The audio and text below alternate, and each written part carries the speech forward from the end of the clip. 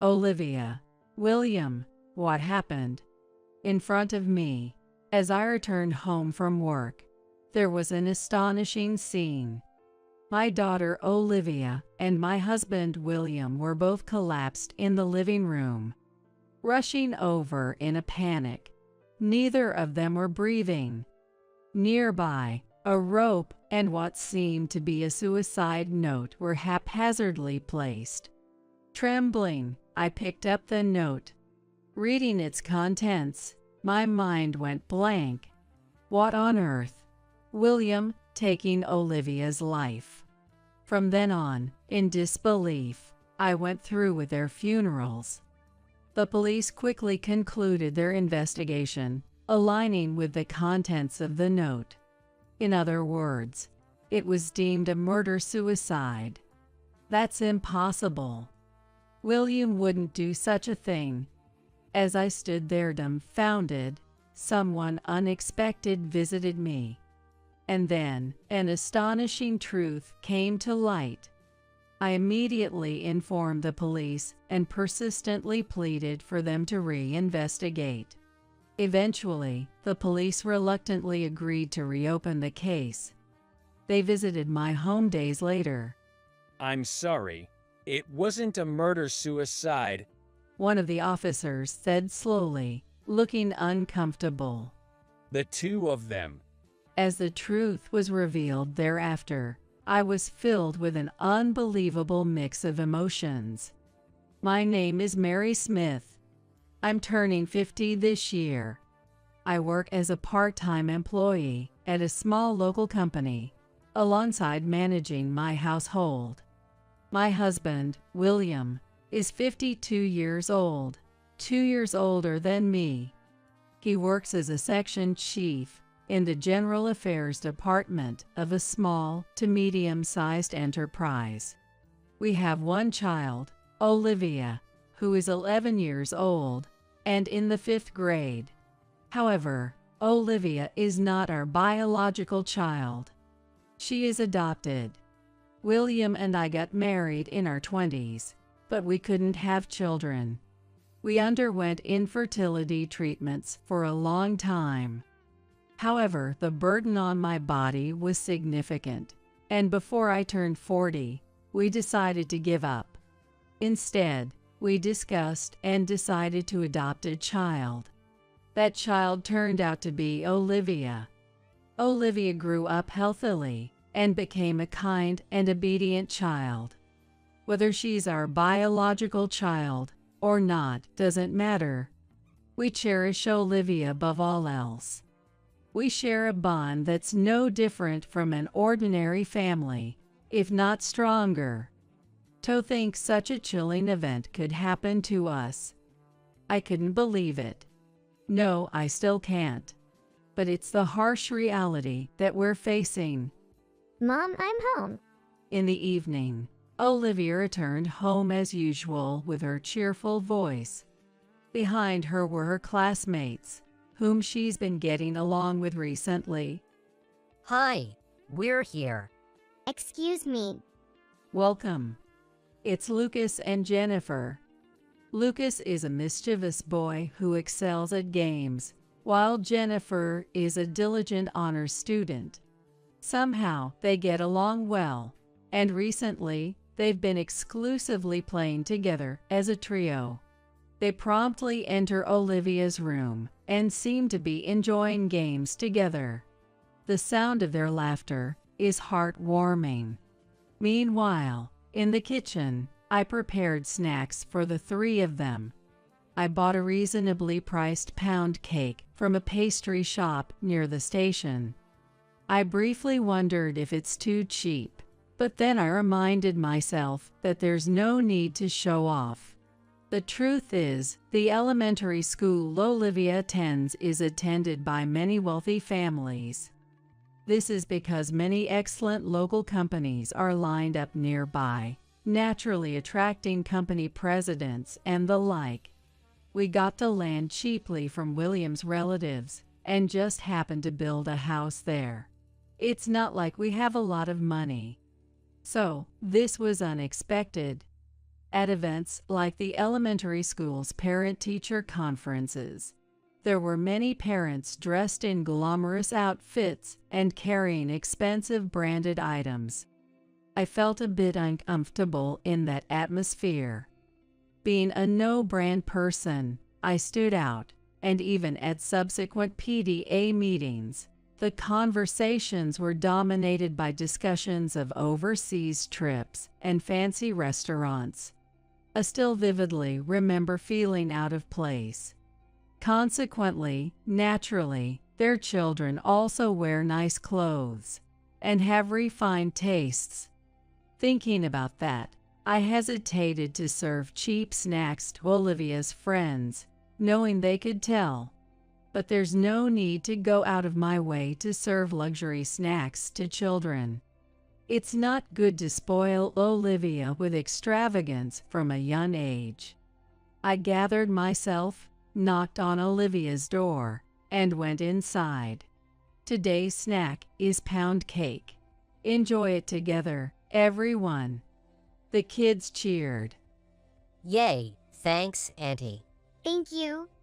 Lucas's eyes sparkled, and Jennifer thanked me in her cute way. Thanks, Mom. Olivia also smiled. Children are innocent, regardless of adult concerns, I thought to myself. But then Lucas unexpectedly remarked, Auntie, this is the cheapest $1.52 pound cake from the shop near the station, right? "Oh, well, you know it well, Lucas, but even though it's cheap, it's really delicious," I replied, feeling a bit nervous as if he could see through me. That shop has the best $6 cheesecake. Isn't it true that the more expensive it is, the better it tastes? Is your family struggling financially, Olivia? Lucas's straightforward questioning left me and Olivia with puzzled expressions. Do families have conversations like this at home? As I pondered how to respond, Jennifer came to the rescue. That's not okay, Lucas. It's rude to talk about prices like that. Oh, come on. It's not a big deal. By the way, the cake we ordered from a famous pastry chef the other day at home was so delicious. Lucas continued, boasting without a care. I was taken aback by his attitude, but Olivia and Jennifer nodded along with interest. Well, I suppose it's the age where kids want to show off about something. With the children getting excited, I left Olivia's room. That night, William returned home. We gathered around the dining table, and as usual, Olivia started chatting. We played games together today. I managed to beat Jennifer, but I can't win against Lucas. He's really good at games, you know. Plus, he's so knowledgeable and a foodie too. Yay, I see, I casually replied. Recalling today's events left me with mixed feelings, but since Olivia didn't seem bothered by it, I was relieved for the moment. Still, I didn't expect Lucas to suddenly bring up the topic of prices. I believe Lucas's family was supposed to be wealthy. I remember seeing Lucas's mother at a parent-teacher conference, dressed in luxurious clothes and giving me disdainful looks. With that demeanor, it's likely that everything in their household is high-end, and they probably only eat expensive things on a regular basis.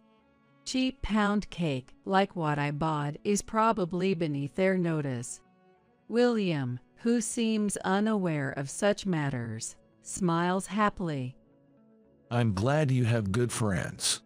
Yay, ever since we got into this class, every day has been so much fun. It's a peaceful moment, just like always. I felt at ease. Little did I know that such peaceful days would suddenly collapse. A sense of unease crept in. Lately, Olivia seemed a bit down. I wondered if something happened at school. Maybe she had a fight with her friends or was struggling with her studies. Lately, She hasn't been eating much dinner and has been spending more time locked up in her room. Even today, she went straight to her room as soon as she came home. Before, she would come in and say, "I'm hungry," and then cheerfully come to the kitchen to talk about what happened at school today. Feeling worried, I bought Olivia's favorite muffin on my way home from work. I thought we could eat it together, and I could listen to her troubles. "Olivia, I got us a snack." Imagining Olivia's delighted face, I absent-mindedly opened the door without knocking. Wait, don't come in. Olivia shouted in a panic, and something fell from her hands. Sorry. Hey, what's this?" I picked it up from the floor. Olivia turned pale. It was a pregnancy test kit. What? There was a clear line in the positive column. Why, what's this? What is it? I couldn't believe what I was seeing, and my voice trembled. That's... Olivia began, but then fell silent. No matter how much I asked, got angry, or tried anything, Olivia wouldn't say a word. All I could confirm was that this pregnancy test belonged to Olivia, which meant Olivia was pregnant. I couldn't believe it. True, Olivia started her period this year, but she's still in elementary school, still a child. I've heard that some kids her age already have boyfriends, but Olivia isn't that type. Even when I asked who it was, Olivia wouldn't say. Could it be that someone forced her? The thought sent shivers down my spine. What kind of person would do such a thing to a child like her? I persisted until the very end, trying to get Olivia to talk, but it was no use. Finally, she burst into tears. At that point, I was at a loss. I proceeded to prepare dinner, which had been left unfinished, and engaged with William when he returned home. The dinner table, with just the three of us, was unusually quiet. I'm going to bed. Olivia said that as usual, eating little and quickly retreating to her room. Wait, Olivia, we're not done talking yet. But calling out to her was in vain. She wouldn't say a word. Eventually, William, sensing something was off, asked, "What's wrong? You two were silent during dinner. Did you have a fight?" I let out a deep sigh at William's words. Well, you see, after some thought, I decided to confide in William. I couldn't handle such a serious matter on my own. Upon hearing the story, William was shocked. "No way. Are you sure it's not some mistake?" But I saw it with my own eyes, and Olivia herself said, "This is mine." When I said that, William's face contorted as he shouted, "But Olivia is still in elementary school. Who on earth would do such a thing with her?" I voiced my suspicions. Come to think of it, I received an email warning about a suspicious person lurking near the school the other day. I don't want to think about it, but could it be? It's possible. Maybe she was approached by a suspicious person on her way home from school. William nodded in agreement. Yeah, that could be why she can't talk about it.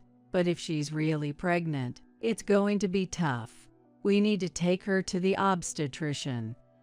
You're right, and I'll try to talk to Olivia myself. Depending on how things go, we might have to involve the police.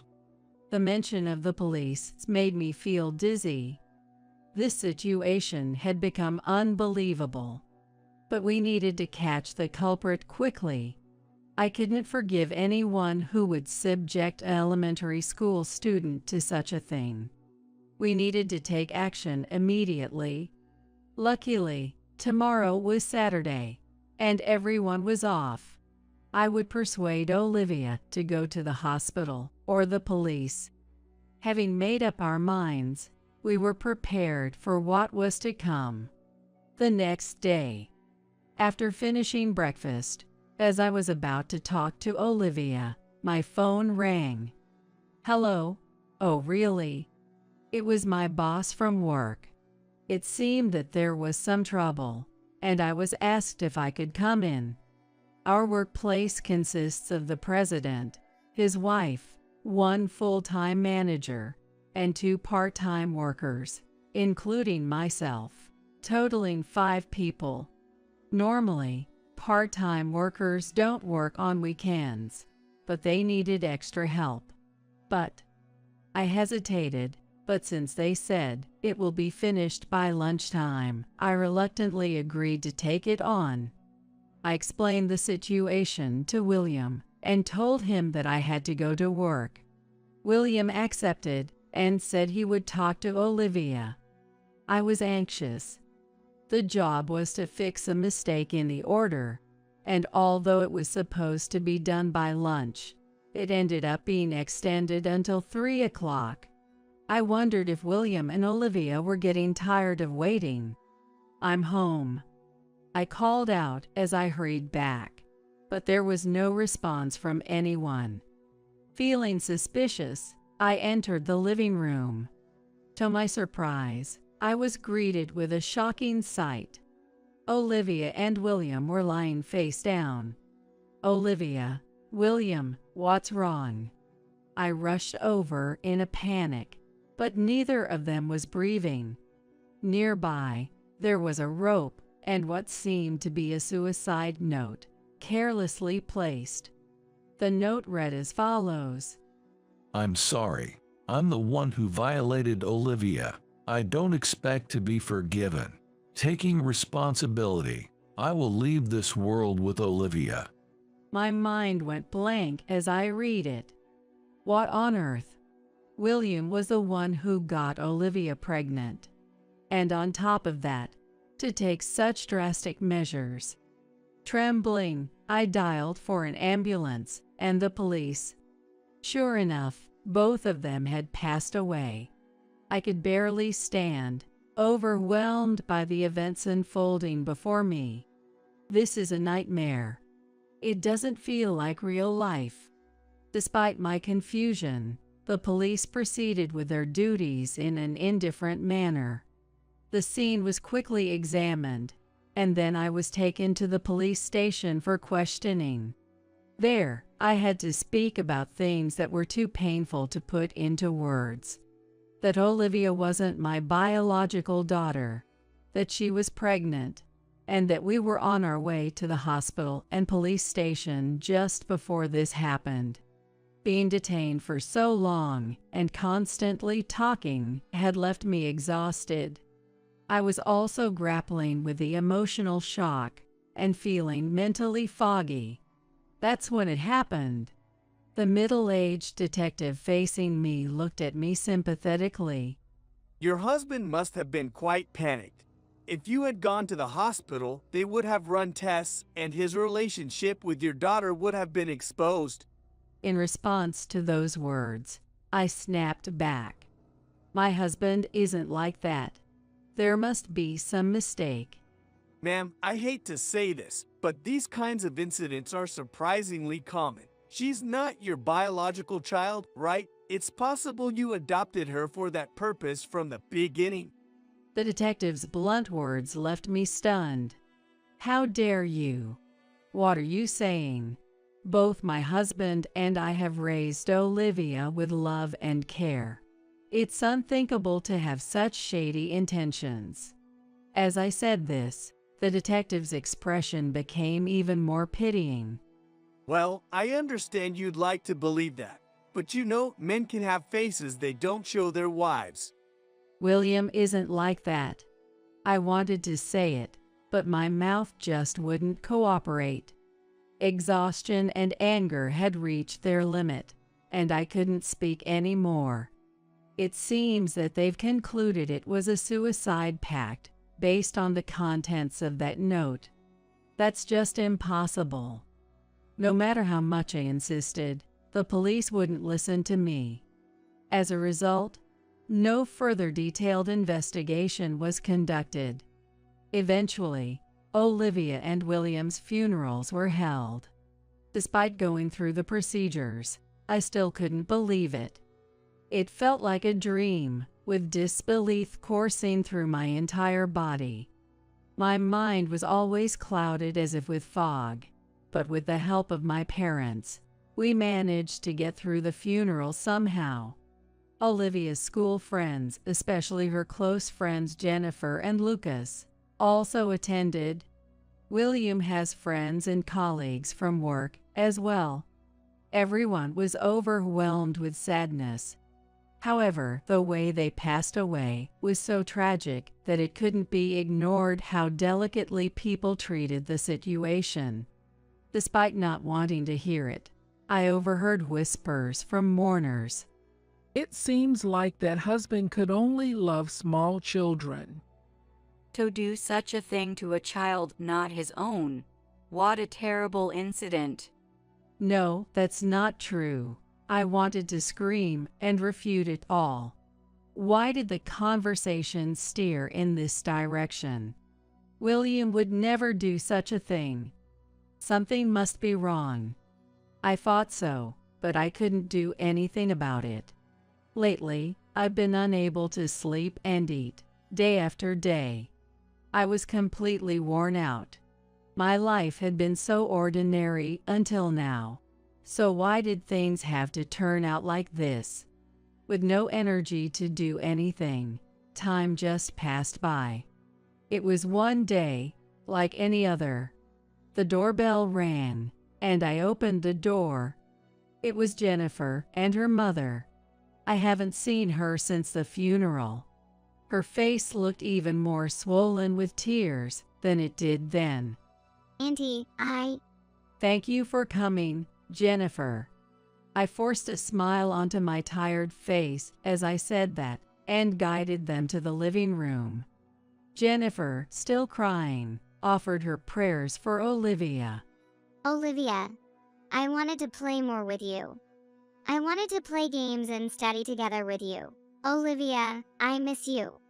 The pure voice of the child almost brought tears to my eyes again. But soon, Jennifer's demeanor changed. She started crying harder and harder. I'm sorry. It's my fault. Huh? What do you mean? It's your fault. She fell silent. In place of the silent Jennifer, Jennifer's mother spoke up. Actually, there's something Jennifer told me. And then she relayed something. It was a shocking revelation.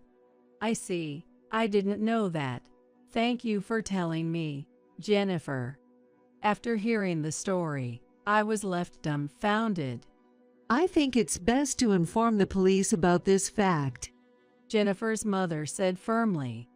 But I couldn't help but hang my head. But it seems like it's already being treated as a suicide pact.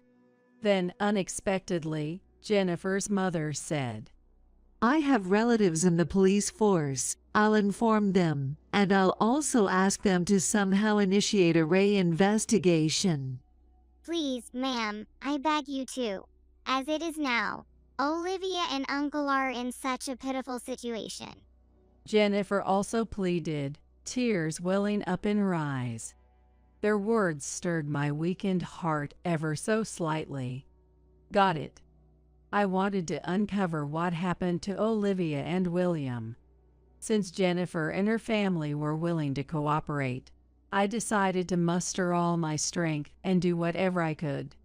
A few days later, I went to the police station to share the facts conveyed by Jennifer and her mother.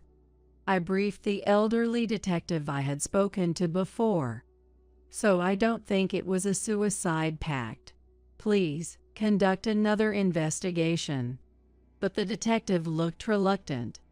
Even if you say that, the case was closed according to your husband's suicide note. There's no need for further investigation. With a sigh, I made a formal request sincerely to the detective's indifferent expression. I'm begging you, please reconsider. I pleaded persistently, but the detective's response remained unchanged. Moreover, he started saying things like, "We have other cases to deal with. We're busy." There was no other choice at this point.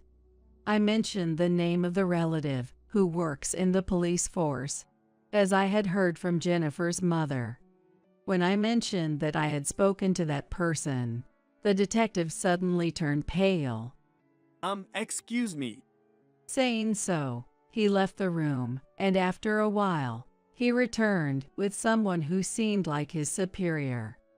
Then, suddenly, in a polite tone, they said, "We will conduct a reinvestigation." I was surprised by this. It seems that the police contact related to Jennifer's mother is quite influential. In any case, it was positive development. I took a deep breath in relief. And then, things took a significant turn. A few days later, 2 police officers showed up at the house. There was a different atmosphere than before, and they seemed apologetic. As they were ushered into the living room, they immediately apologized. "I'm sorry. We were investigating it as a case of suicide pact, but it wasn't the case." I knew it. I muttered. One of the police officers conveyed to me with a solemn expression. "Both of them were killed by a third party." The police, conducting the investigation again, thoroughly examined every aspect. They retook fingerprints from the house, reviewed personal belongings and security camera footage, and conducted interviews with the neighbors. As a result, they found footage from a security camera near the residence, showing the car of the new suspect. It was Lori and Sam, the parents of Olivia's friend Lucas. They were the ones who harmed Olivia and William. Actually, it was Lucas who got Olivia pregnant. That was the confession I heard from Jennifer that day. According to her, the origin of the matter dated back several months ago. Lucas, who was curious and knowledgeable, seemed to awaken to sex one day under the influence of adult movies and comics. Out of curiosity, he proposed to Jennifer, "Let's play adults." Jennifer didn't have much knowledge and didn't really understand what the act entailed. However, she somehow felt uneasy intuitively. So Jennifer declined. She felt uncomfortable spreading such stories and kept it to herself, unable to confide in anyone. Since then, Lucas gave up trying to persuade Jennifer. Instead, he moved on to Olivia. According to Jennifer, Olivia also seemed to lack knowledge about sex. Even from my perspective, Olivia appeared innocent and didn't seem to have any interest in such matters. I think Olivia couldn't refuse Lucas's request because she's kind-hearted. She probably didn't understand what it would lead to. So, I should have said, even if Lucas asks, just say no. If I had done that, things wouldn't have turned out like this. It's my fault. Jennifer said that while crying. She seemed to regret not giving the advice. Meanwhile, the situation took a turn for the worst. Both of them passed away. When Jennifer attended the funeral, she was shocked to learn that Olivia's father, William, was being suspected. It seemed she summoned up the courage and confided in her own mother, realizing she couldn't keep quiet any longer. And then Jennifer's mother, who knew everything, brought Jennifer to my house. It was Lucas who got Olivia pregnant. Since he's not your husband, there's no reason to keep silent. Perhaps it's difficult to say this, but they might have been taken out by adults around Lucas to silence them. Jennifer's mother found it difficult to say what she thought truly happened, but her dreadful prediction turned out to be true. Lucas's parents, Lori and Sam, had devised a plan. It started when they learned about Olivia's pregnancy. Olivia, confused by the changes in her body, must have conveyed the current situation to Lucas. Naturally, it reached the ears of Lucas's parents from Lucas himself. Lori and Sam panicked. The Lucas family was prestigious, with relatives holding high social status. They are all elites. It is strictly forbidden for a child who was still in elementary school to be involved in any sex scandal. So the two of them decided to take action before the situation escalated. Perhaps they had even contemplated a story where Olivia met with an unfortunate end after being approached by a predator. Initially, it seemed they planned to lure Olivia somewhere alone. Most likely, Olivia, given some pretext, was intending to go out alone. This all unfolded on a Saturday morning after I had left for work. However, upon learning of it, William undoubtedly confronted Olivia about it. At that moment, Olivia told William the truth, and together, Olivia and William went to Lucas's home. However, this was an unexpected turn of events for Lori and Sam. They had instructed Olivia to come secretly, without informing her parents, and since William followed, the plan was ruined. Panicked, Lori and Sam changed their plan. They decided to take action against Olivia and William, making it look like a double suicide. And when it was all over, they brought the bodies to our living room. Next to Olivia and William, they left a rope and a suicide note. The content is that William looked at Olivia with sexual intent and ended up impregnating her, so he had no choice but to take action. The will was forged on the computer to avoid detection by handwriting. The two of them also wore gloves meticulously to avoid leaving fingerprints at the house. The plan went off without a hitch. I wondered why the police investigation was so sloppy, but there was a reason for that too. It was because of the peculiar customs of this area. In regions with many wealthy people and business owners, the police tended to support them in various ways. It was convenient for both parties to do so, as they received various favors from each other. Therefore, being neither wealthy or running a company, I, a so-called outsider, was at a disadvantage from the start. Since there was no payoff for putting effort into investigating outsiders, it naturally turned into a shoddy job. Even in a situation that seemed to indicate that a third party had committed the murder, the police, without conducting proper investigations, simply accepted the suicide note as evidence of a murder-suicide. It seemed that this incident would have been buried in darkness. However, an unexpected savior appeared. That was the Jennifer family. The fact that Jennifer's mother had relatives in the police force probably meant they weren't just ordinary officers. It's likely that they're quite influential within the police force. If not, there's no way they would have initiated a reinvestigation. I found out later that the elderly detective who was in charge of me had been demoted. This, too, can be attributed to the influential police contacts of the Jennifer family. Upon re-examination, footage from neighborhood security cameras showed Lori and Sam's car. Of course, that alone isn't conclusive evidence. However, a testimony from a neighbor who claimed to have seen a suspicious couple entering and leaving the house was also obtained. Based on this information, a search warrant was issued for Lori and Sam's residence. It's unclear whether they anticipated this turn of events, but the Lucas family's house had been meticulously cleaned. Not a single fingerprint was found, but luck was on our side. Fibers from the clothing Olivia wore that day were discovered in Lucas's house. Additionally, footprints believed to belong to William were found at the front entrance. Based on this evidence, Lucas's parents, Lori and Sam, were arrested.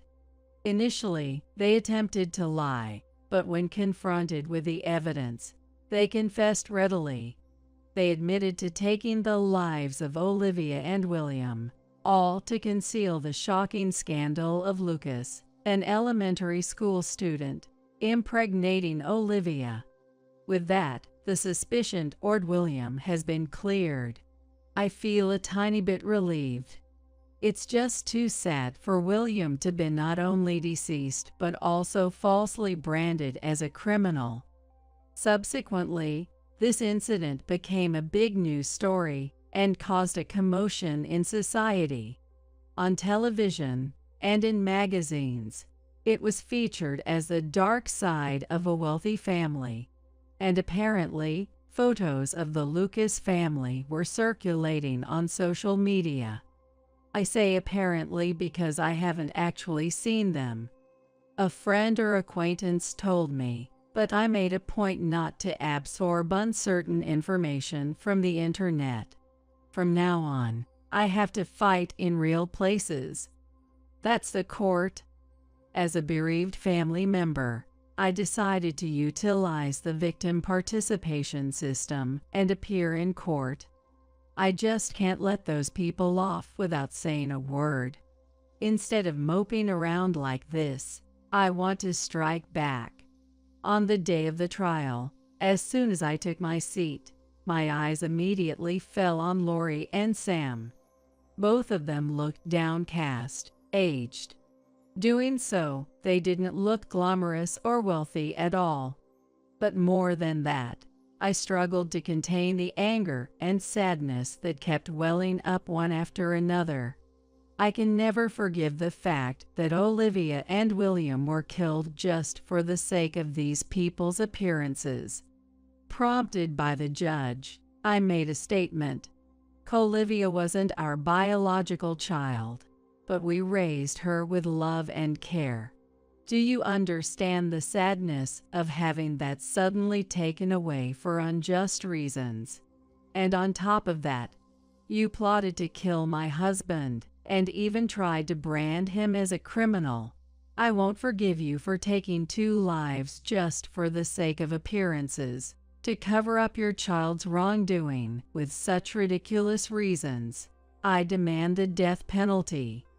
I shouted, and the courtroom fell silent. Lori and Sam were pale-faced and trembling. Had they just realized the magnitude of the crimes they had committed? But it was too late. Reflecting on their actions after taking someone's life was futile. If possible, I want them back. If that's impossible, I want Lori and Sam to pay with their lives, I thought. And then the verdict was announced. As requested, the 2 were sentenced to death. Honestly, I felt relieved for the time being. We don't know when the sentence will be carried out. Lori and Sam will spend their days until then in fear. Olivia and William won't come back, but I want them to understand even a little bit of the fear the 2 experienced.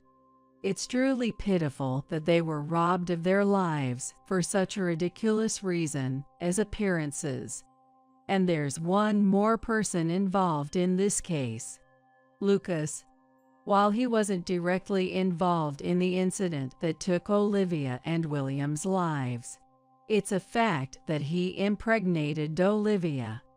The body has already been cremated, so we can't confirm it per se. But Lucas confessed, and there were testimonies from both parents. However, Lucas is in elementary school and still a minor. Children under 14 cannot be subjected to punishment. Therefore, a report was made to Child Protective Services, and he was placed in a foster care facility. He's now facing the crime he himself committed, crying and regretting. He's still a kid but succumbed to desires and curiosity, hurting Olivia in the process. I hope he never forgets that, and I hope he sincerely reflects on it. Later, I reported the outcome of the trial at the graveside of Olivia and William. William, your name has been cleared. Olivia, I'm sorry I couldn't protect you, but those guys got the death penalty. That doesn't mean you two are coming back, but justice has been served, so rest in peace. With that, the flowers I had just offered swayed slightly. It might have been the wind, but it felt as if the two of them had responded, and tears welled up in my eyes. And then, 10 years passed. I now live in a city far away from that place. It's tough being in a place filled with memories of Olivia and William. That's one reason. But more than anything, I've grown tired of being in a place where only the wealthy gather. Chasing appearances and social status, people flocked to vested interests. It's what ultimately led to Olivia and William losing their lives. I couldn't help but see it as foolish, and I no longer had any reason to be in such a corrupt land. Afterward, I've been working while actively involved in the Crime Victims Association. I organize seminars, propose places for victims to talk amongst themselves. The activities are diverse. Assisting me in this endeavor is Jennifer. Jennifer is now a college student, studying psychology. With her enrollment in university, she ended up living alone in the same city where I reside, so she started helping with our activities. Jennifer was tormented by guilt over not being able to warn Olivia, but the Lucas family is entirely responsible for that incident. It's not Jennifer's fault. Don't worry about it. I reassured her many times. And over time, although it took a while, she gradually began to move forward, showing me a bright smile.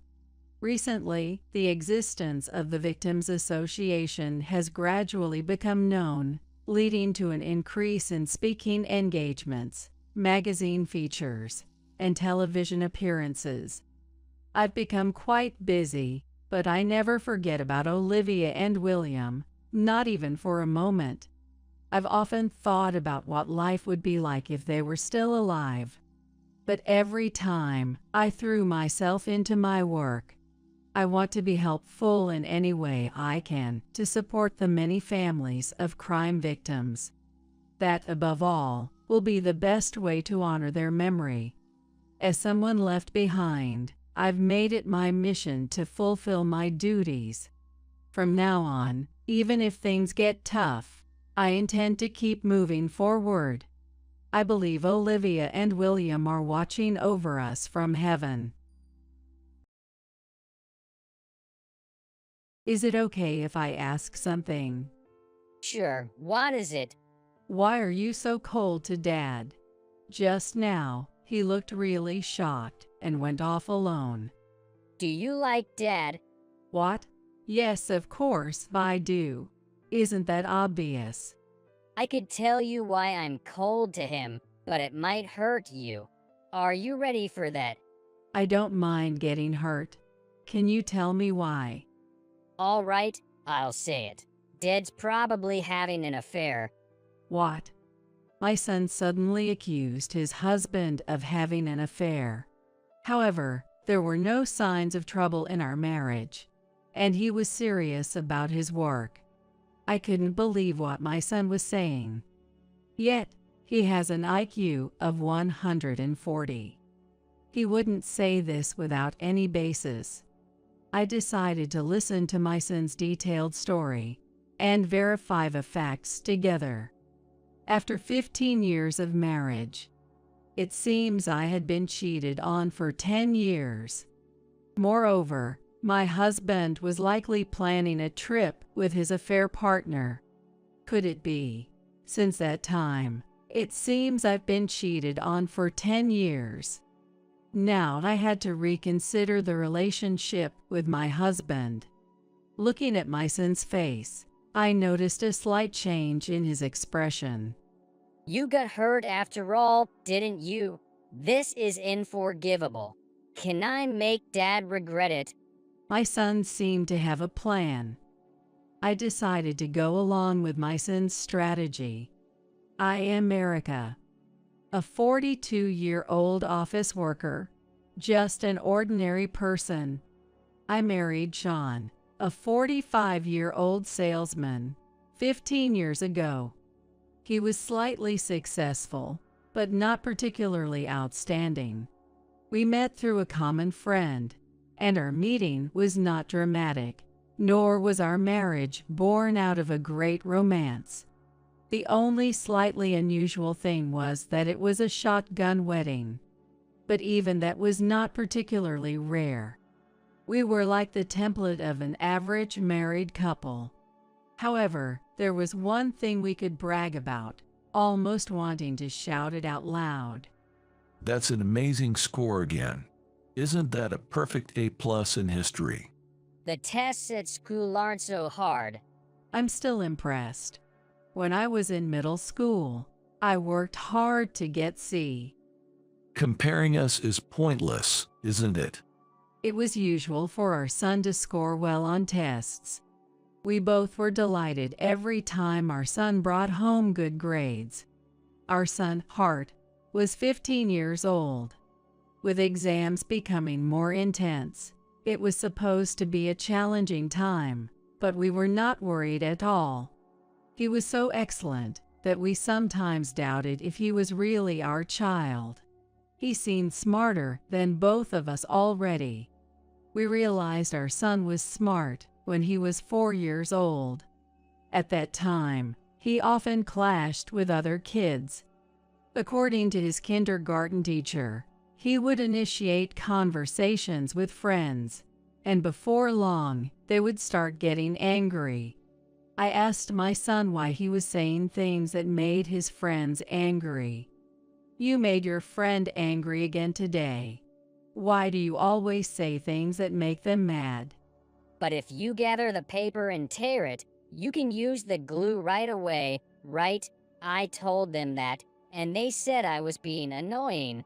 I didn't quite understand what my son was saying, but it seemed he was just giving advice to his friends.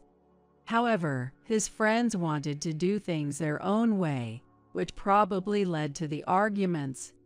As such clashes with friends continued, and we couldn't quite grasp the situations, my husband and I wondered if our son might have a developmental disorder, so we consulted a hospital. At the hospital, they conducted an IQ test to objectively assess our son's development. My husband and I were surprised by the results. His IQ is 140. Is 140 considered high? Yes, the average is 100, so that's quite high. But Hart doesn't seem very good at communicating. Sometimes we don't understand what he's saying. That might be because Hart is only 4 years old and has limited words and expressions. He understands things well but might only be able to line up the important words because he doesn't know how to express them fully. I talked to Hart earlier, and he was using conjunctions like but and so. This means he can think things through and has his own conclusions. But he often makes his friends angry. That's a trait often seen in intelligent children. Hart is quick thinking, so he understands outcomes and conclusions faster than other kids. That's probably why he offers advice. But if Hart's thoughts advance faster than his friends, they might not understand him, leading to clashes. It's like with us adults, right? Even if something is correct, if someone talks about a specialized, complex topic for too long, we get frustrated because we don't understand. I see. So, Hart is a genius, and we're the ones who haven't been able to understand him. Well, You could think of it that way, but remember, even though his IQ is 140 now, it can change with age and development. So don't focus too much on the number. Some people push their kids too hard thinking they are smart. Got it. I'll be careful.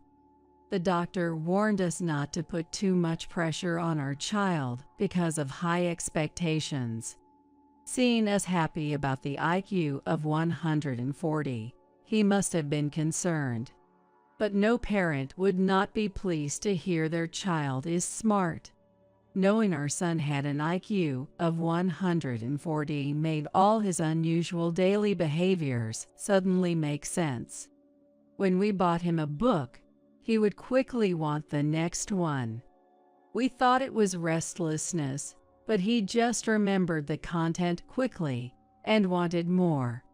Sometimes he would stare at the TV remote for ages, then start pressing various buttons. We thought it was mischief, but he was curious about how the remote worked. I was happy about my son's high IQ, but I was also pleased to understand his farts better.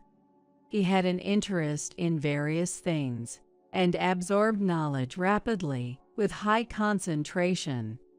The doctor said IQ could change, but my son remained intelligent. Just imagining his bright future made me happy. However, around this time, a dark future was approaching without my knowledge. After our son took the IQ test, my husband began to put more effort into his work than ever before. He started working late and often went out saying he needed to study on weekends. While it's good to be diligent, I worried he was overdoing it. Working hard is good, but are you okay? You know, many people get sick from overworking, right? Don't worry, I'm fine. Hart will need more money as he enters elementary school, right? He might want to go to tutoring or attend a private school. Plus, Hart is smart, so I, not being very bright, have to show some effort to maintain my dignity as a parent. His joke-laden response made me realize he wasn't overexerting himself, which reassured me. As Hart entered elementary school, his vocabulary and expressions grew, and we no longer had trouble understanding his conversations.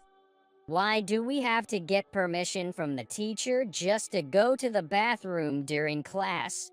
Is going to the bathroom such a big deal? If you go without telling, the teacher won't know where the students are. I see.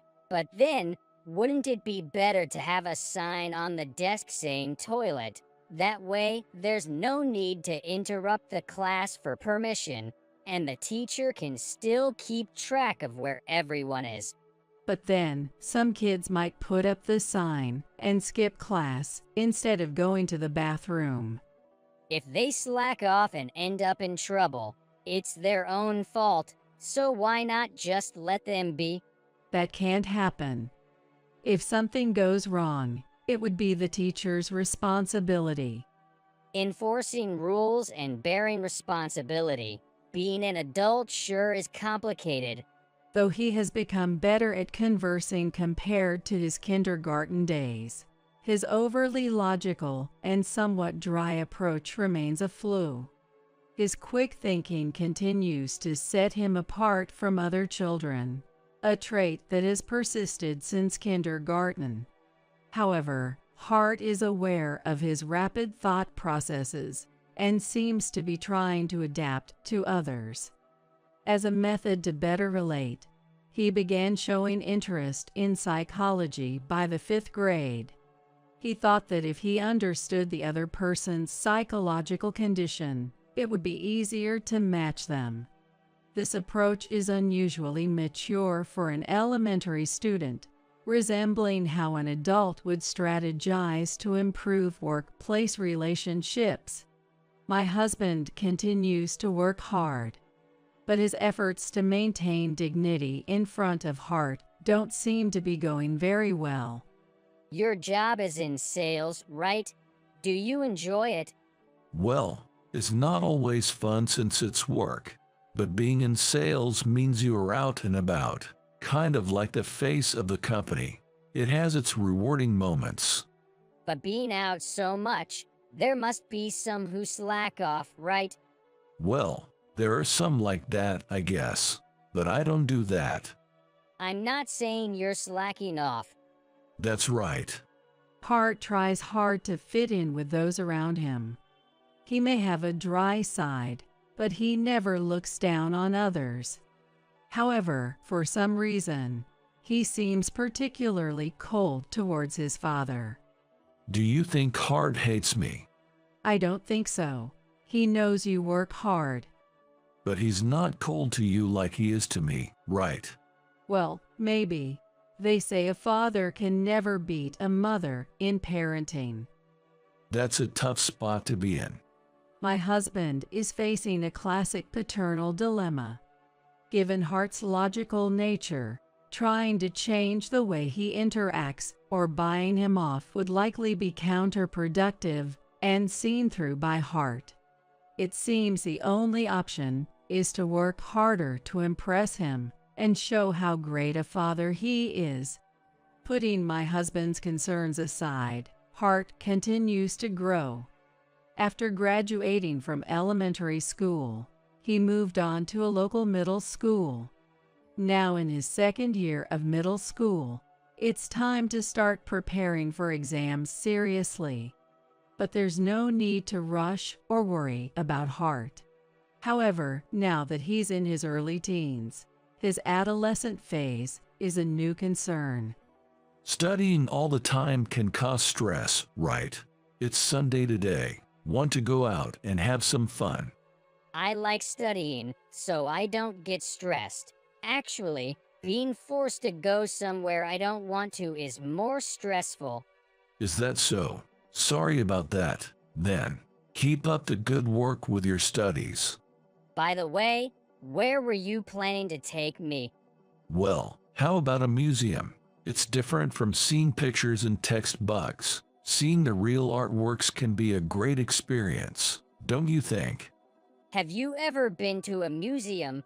Not yet, but I thought it might be good for you. So, does that make you want to go? Did you not hear me say, by the way? Hart cut off the conversation with his father and left the living room. Left behind, my husband seemed as if he had been heartbroken and wandered out of the house alone.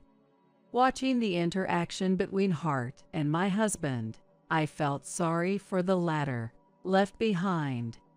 In the past 3 years, Hart has become even colder towards his father. It's a bit pitiful for my husband. Deciding to help, I approached Hart for a talk. Hart, are you studying? Can we talk? Sure, what's up? As I entered Hart's room, he stopped studying to talk. I'm sure if it were my husband, Hart would have asked him to leave so he could study. Why is he so cold towards his father? Given my son's quick perception, I knew he would immediately sense the real question I wanted to ask. Deciding against any roundabout tactics, I chose to ask directly, "Why are you so cold to Dad?" Earlier, he was shocked and left the house alone. My question seemed to pose a complex problem for Hart, leading to a pensive silence in the room, filling me with an odd tension.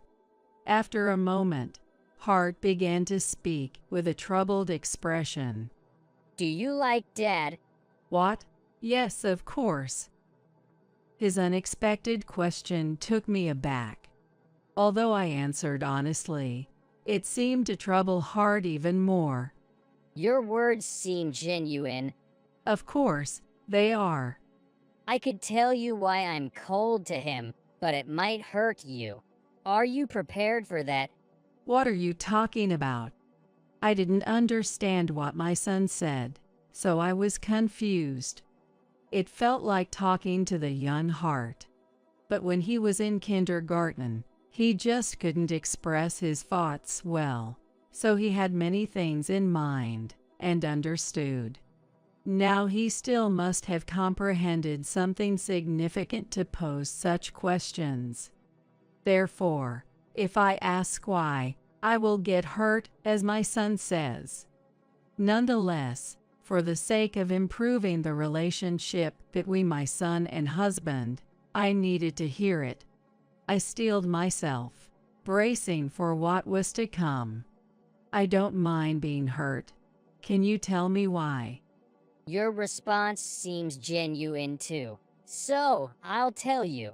I think Dad might be having an affair. What?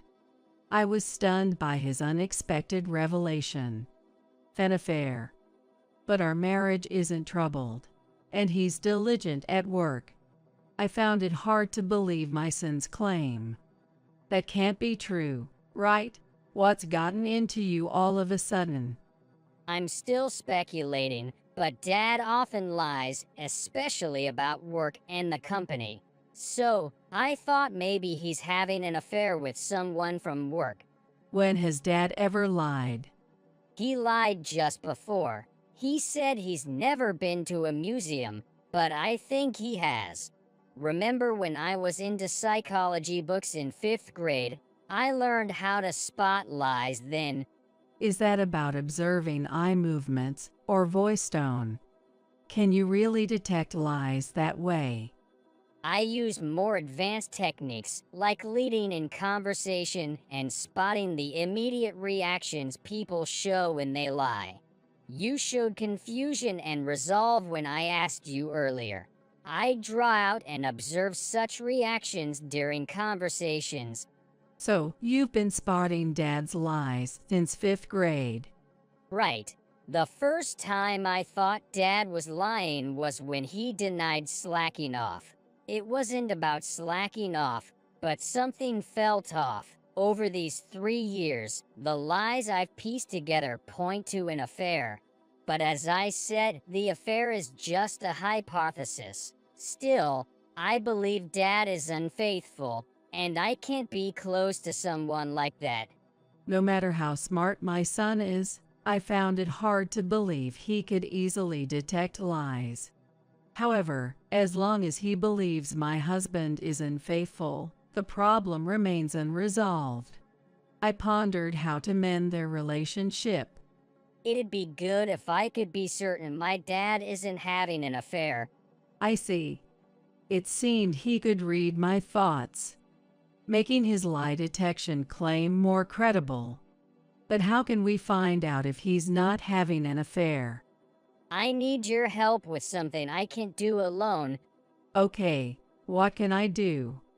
I've researched that if someone is having an affair, it might show up in credit card histories. I see, but we don't get paper statements anymore. Your father switched to electronic statements.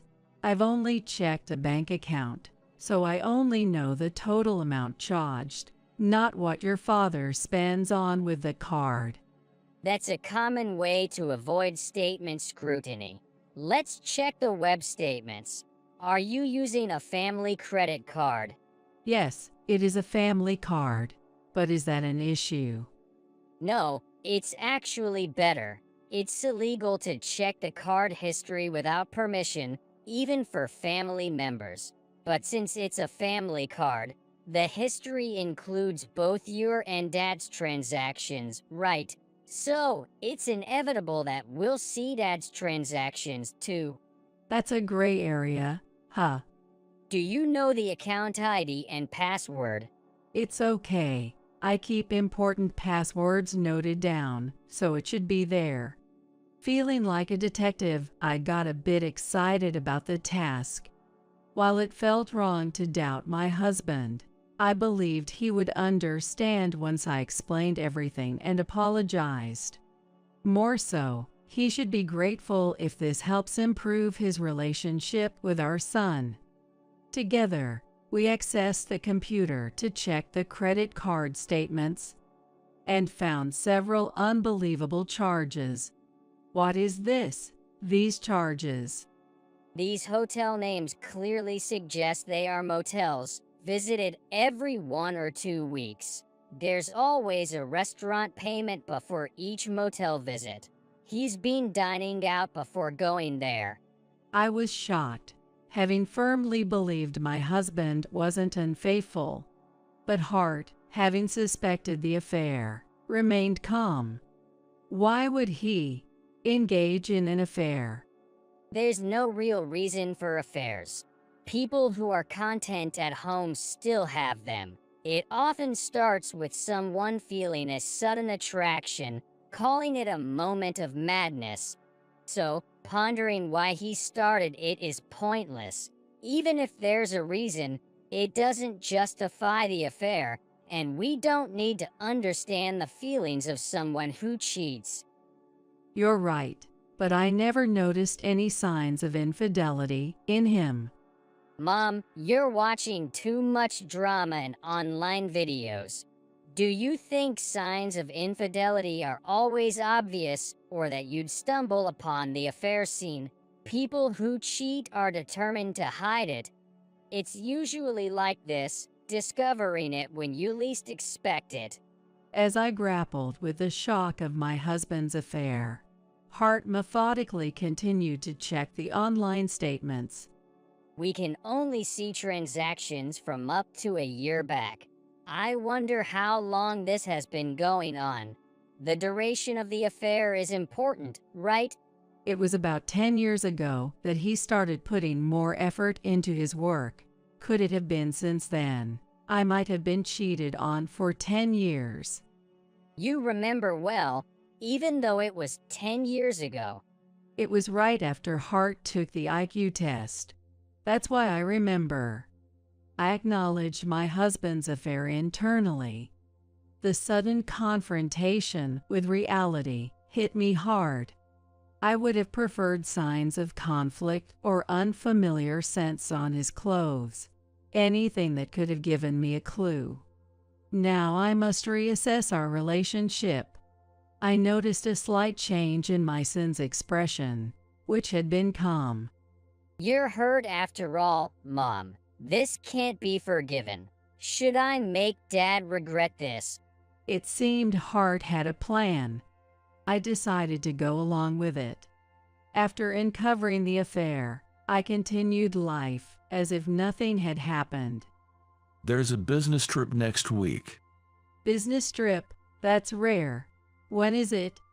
I'm leaving on Thursday, and the work ends on Friday. But coming back the same night is a hassle, so I'll stay another night and return leisurely on Saturday.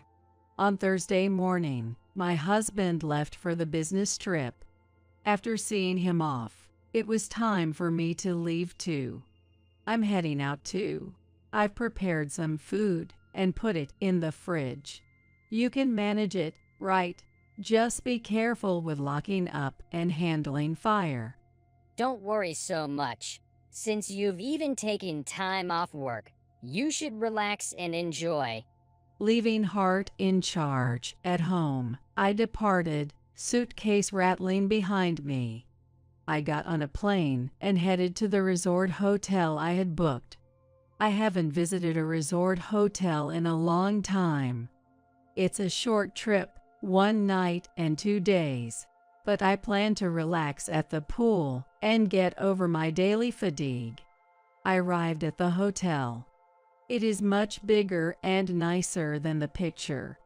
I felt an urge to explore. After settling my luggage in the room, I wandered around, capturing the beautifully detailed architecture with my smartphone.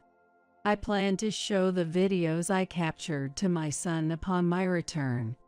After enjoying or relaxing in the pool and indulging in delicious meals, I felt content. The next morning, I checked out hotel, but didn't leave the hotel immediately. Instead, I sat in the lobby. After a while, I saw a familiar face with an unfamiliar woman and approached them. What a coincidence meeting you here. Have you visited the famous waterfall? Or is sightseeing next on your agenda? What? Why are you here? My husband reacted as expected. I claimed it was a coincidence, but of course, it wasn't. I had targeted this place knowing about my husband's affair. I checked the web statements. You paid a travel agency with your credit card, right? I called them. When reviewing the web statements, Hart noticed the payment to the travel agency. Knowing the company's name, I called them, pretending I needed a brochure because I lost mine. I was nervous about picking up the brochure in person, fearing recognition if my husband had booked with his affair partner. Still, fortunately, the staff didn't remember the faces of their many clients. I easily obtained the brochure, revealing my husband's travel destination, and casually confirmed where he would be staying. Is this the food from the hotel I'm staying at? No, you're staying at the place in this picture. Matching the travel dates with his supposed business trip made it easy to pinpoint the location and time, leading me to confront the affair scene. Is this your affair partner? What are you talking about? I told you it's a business trip. This person is from work. Even without Hart's skills, it was obvious he was lying. His attempt to remain calm while panicking was evident. I see. This is how Hart discerned his lies. Oh, she's your colleague, I see. Thank you for always taking care of my husband. Would you mind if I take your business card? The two exchanged a silent, uneasy look before the woman reluctantly handed me her business card. See, the company name matches where I work. She's a coworker. You understand now, right? It's all a misunderstanding. Just go home. All right, I get it. She's a coworker. But isn't it inappropriate for coworkers to share a room? How do you know that? Struggling to suppress a smile, I showed him the video from my phone, which occasionally captured him with a woman, including entering the same room together. Photos and videos of trips and shared accommodations are evidence of an affair, don't they? What are you doing? This is a privacy invasion. It's not covert filming. I was merely capturing my solo trip, and you happened to walk into the frame. If you're going to complain about my travel video, would you do the same to others? Look, that couple is taking photos. We might be in their shot. Go on, tell them to stop filming us. Unable to do such a thing, my husband just glared at me in frustration. That was all he could muster. This was all part of the strategy Hart conceived. Relying solely on the credit card history wouldn't suffice as proof of the affair. So Hart and I brainstormed to gather solid evidence. However, every strategy I proposed was systematically rejected by my son. What about planting a bug in his bag? That's illegal. Besides, the battery would die, right? What about hiring a private investigator?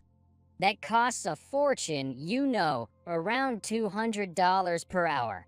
Even if they only followed for 18 hours a day excluding sleep, that's $3,600 a day and over $10,000 for 3 days, not counting travel and accommodation. It's not realistic.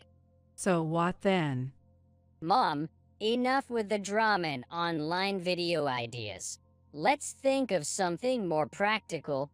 Ultimately, Hart devised the plan of calling the travel agency and using travel footage to capture the affair scene. Only Mom could carry out the plan. It would be weird for me to call the travel agency for brochures, and I can stay at the hotel alone. So, this is teamwork. I plan, and Mom executes. I felt embarrassed for not contributing much, but my son, with his IQ of 140 and knowledge of psychology, had everything under control. from planning to taking care of my mental state. You two are staying another night, right? Enjoy your stay. We'll talk about the affair and the divorce when you get back. I ended my trip on a high note after refreshing at the hotel and obtaining evidence of my husband's infidelity. Afterwards, we got divorced. Naturally, we divorced smoothly due to the evidence. I gained custody of Hart, and my ex-husband had to pay alimony and child support. However, letting my ex-husband and his affair partner off easily wouldn't complete my revenge. Hart had prepared another move post-trip. As I predicted, the affair partner was a coworker, right? So, we'll stir things up a bit by informing their company about the affair. Got it.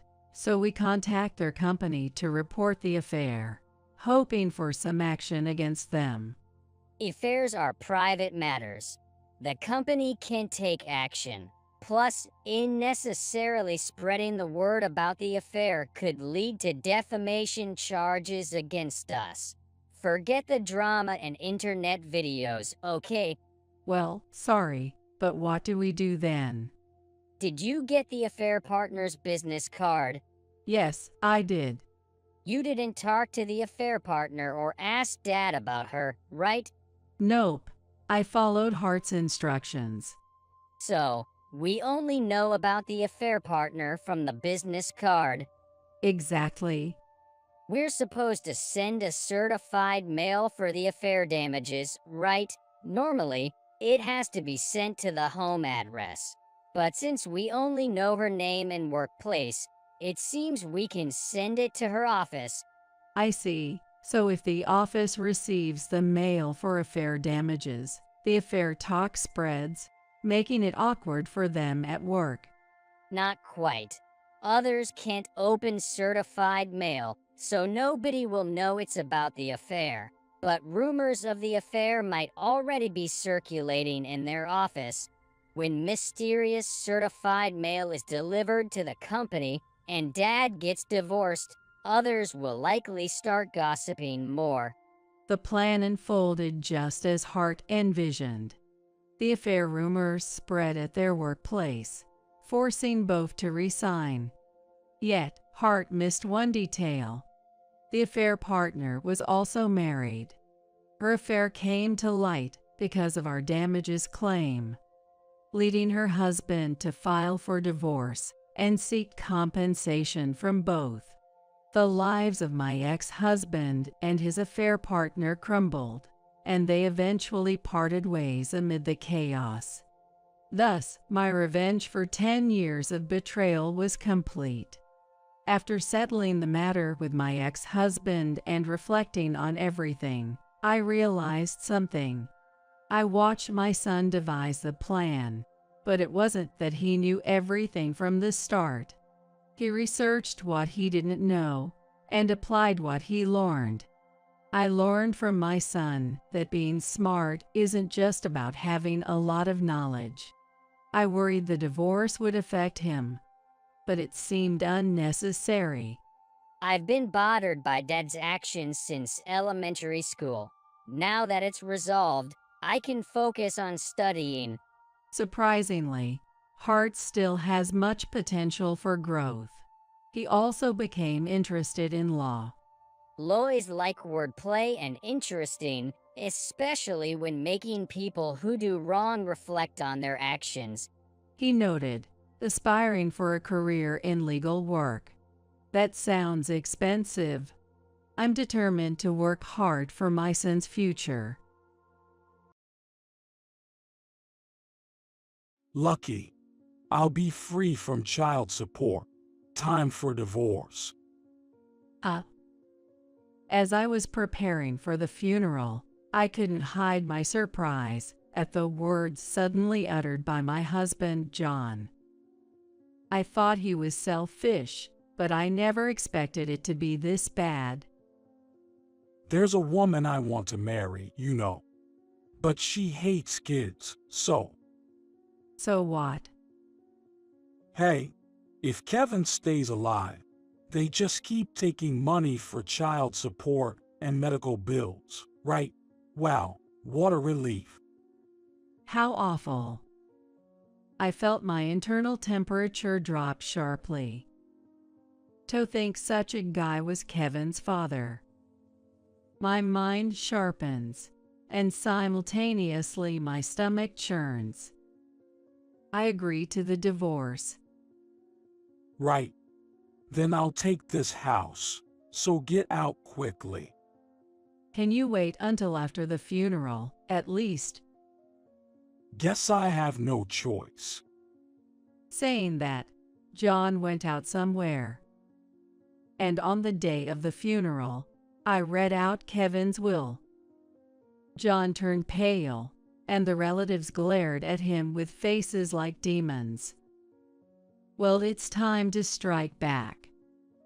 My name is Michelle Eddington. I'm a 42-year-old homemaker. I used to work at a company doing translation work, but now I've switched jobs and take freelance translation gigs. My husband John is 45, 3 years older than me. I married him when I was 29. He was in charge of dealings with our company's clients. Our son Kevin was born the following year, but John is a very selfish man and never really participated in child care.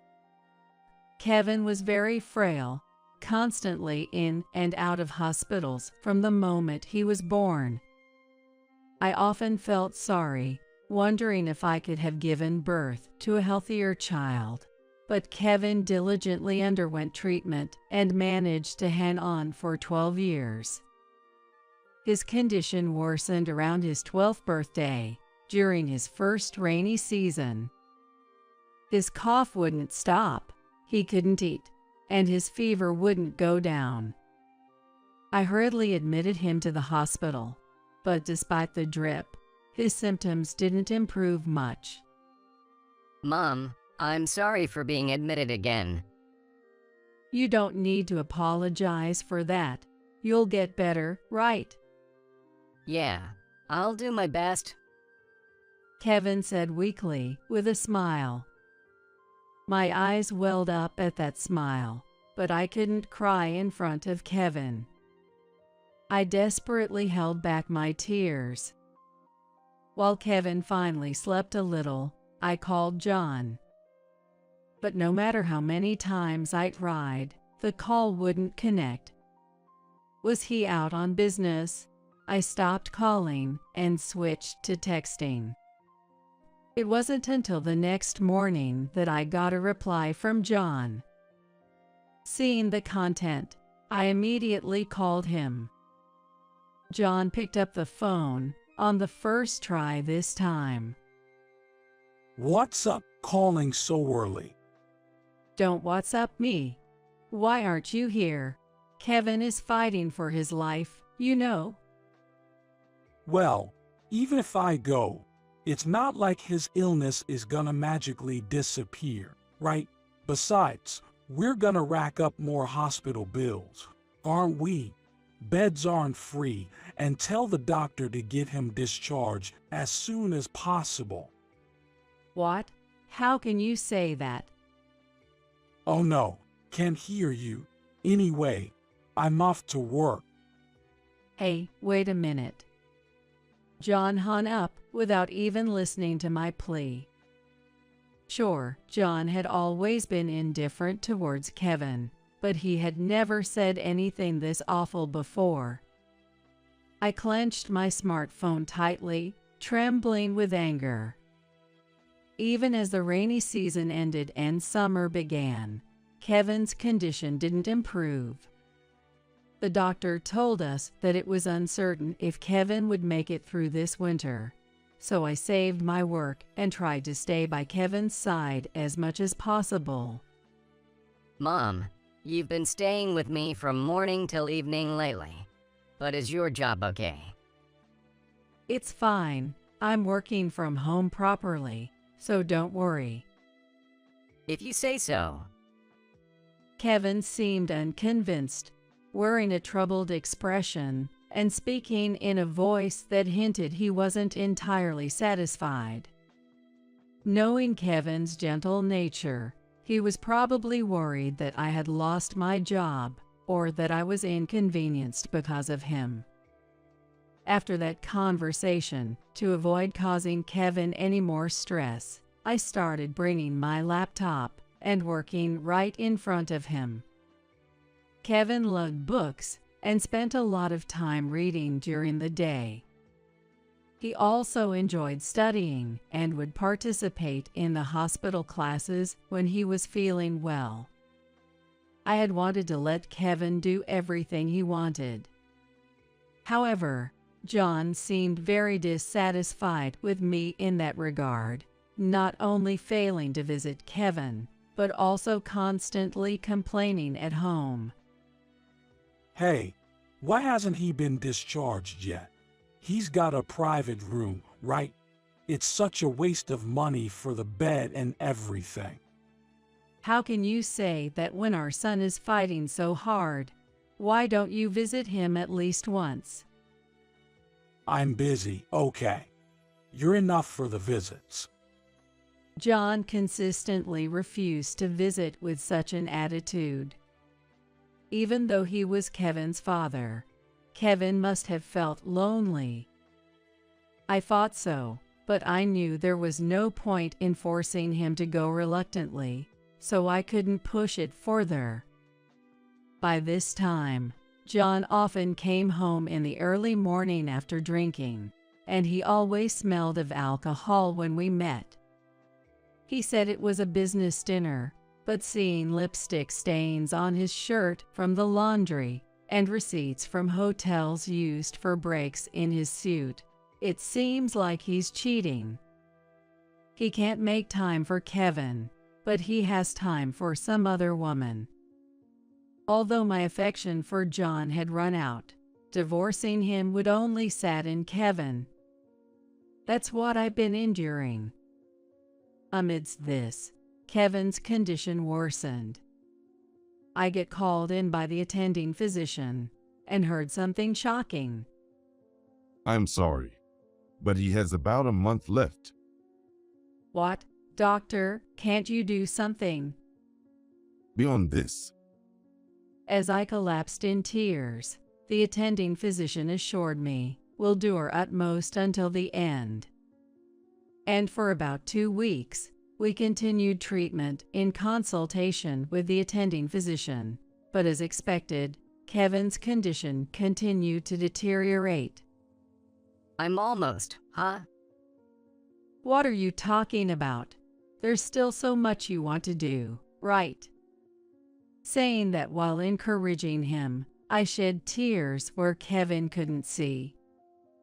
And finally, when the attending doctor told me that treatment was no longer meaningful, I decided to discharge Kevin to spend his final moments at home.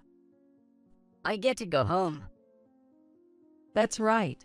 The doctor said it's okay for a few days to change the mood. Yay. Even though Kevin weakly returned with childlike words, I desperately held back my tears. I informed John about it, but he just said, "Oh, really?" and casually went out somewhere. This guy is hopeless. I completely gave up on John. The discharge is scheduled for tomorrow evening, so I rushed to prepare the house and complete the discharge procedures. And finally, as I was packing Kevin's belongings, Kevin spoke up. Hey, Mom, do you like Dad? At the sudden question, I stopped in surprise. Kevin, without paying attention to my reaction, continued speaking. Dad isn't interested in me or in you, Mom. So, if you don't like Dad, I want you to divorce him and live as you should, Mom. Kevin must have realized that things weren't going well with John. But as a parent, I couldn't let my child worry like that and face his end. Thinking quickly, I put on a smile and replied, "What are you talking about? I like your dad. Your dad cares about you and me. He's just busy and can't come to see us often, that's all. So don't worry, okay?" But, yeah, you're right. Kevin didn't seem entirely convinced, but he stopped pursuing it further. Beside Kevin, who fell asleep soon after, I let out a sigh of relief. And then, 2 days later, Kevin passed away peacefully at home. Until the end, John never showed his face, and I kept holding Kevin's hand, staying by his side until the very end. Kevin, Kevin. As Kevin's body grew cold, I clung to him, crying out loud as I recalled everything from the time he was in my womb until now. The nurse, who had looked after us since childhood, came along with the attending physician. They mourned with me and then explained the subsequent procedures and arrangements. Then one of them took out a letter from a bag and handed it to me. "This is from Kevin. He said to give it to you if something happened to him." From Kevin. I took the letter and bowed deeply to the attending physician and the nurse. I couldn't thank them enough for their kindness in supporting both me, who had been alone without John's help, and Kevin, who suffered from illness. After they left, I opened a letter beside Kevin. The contents made me gasp in astonishment. What is this? Along with expressions of gratitude to me, Kevin's letter contained something shocking.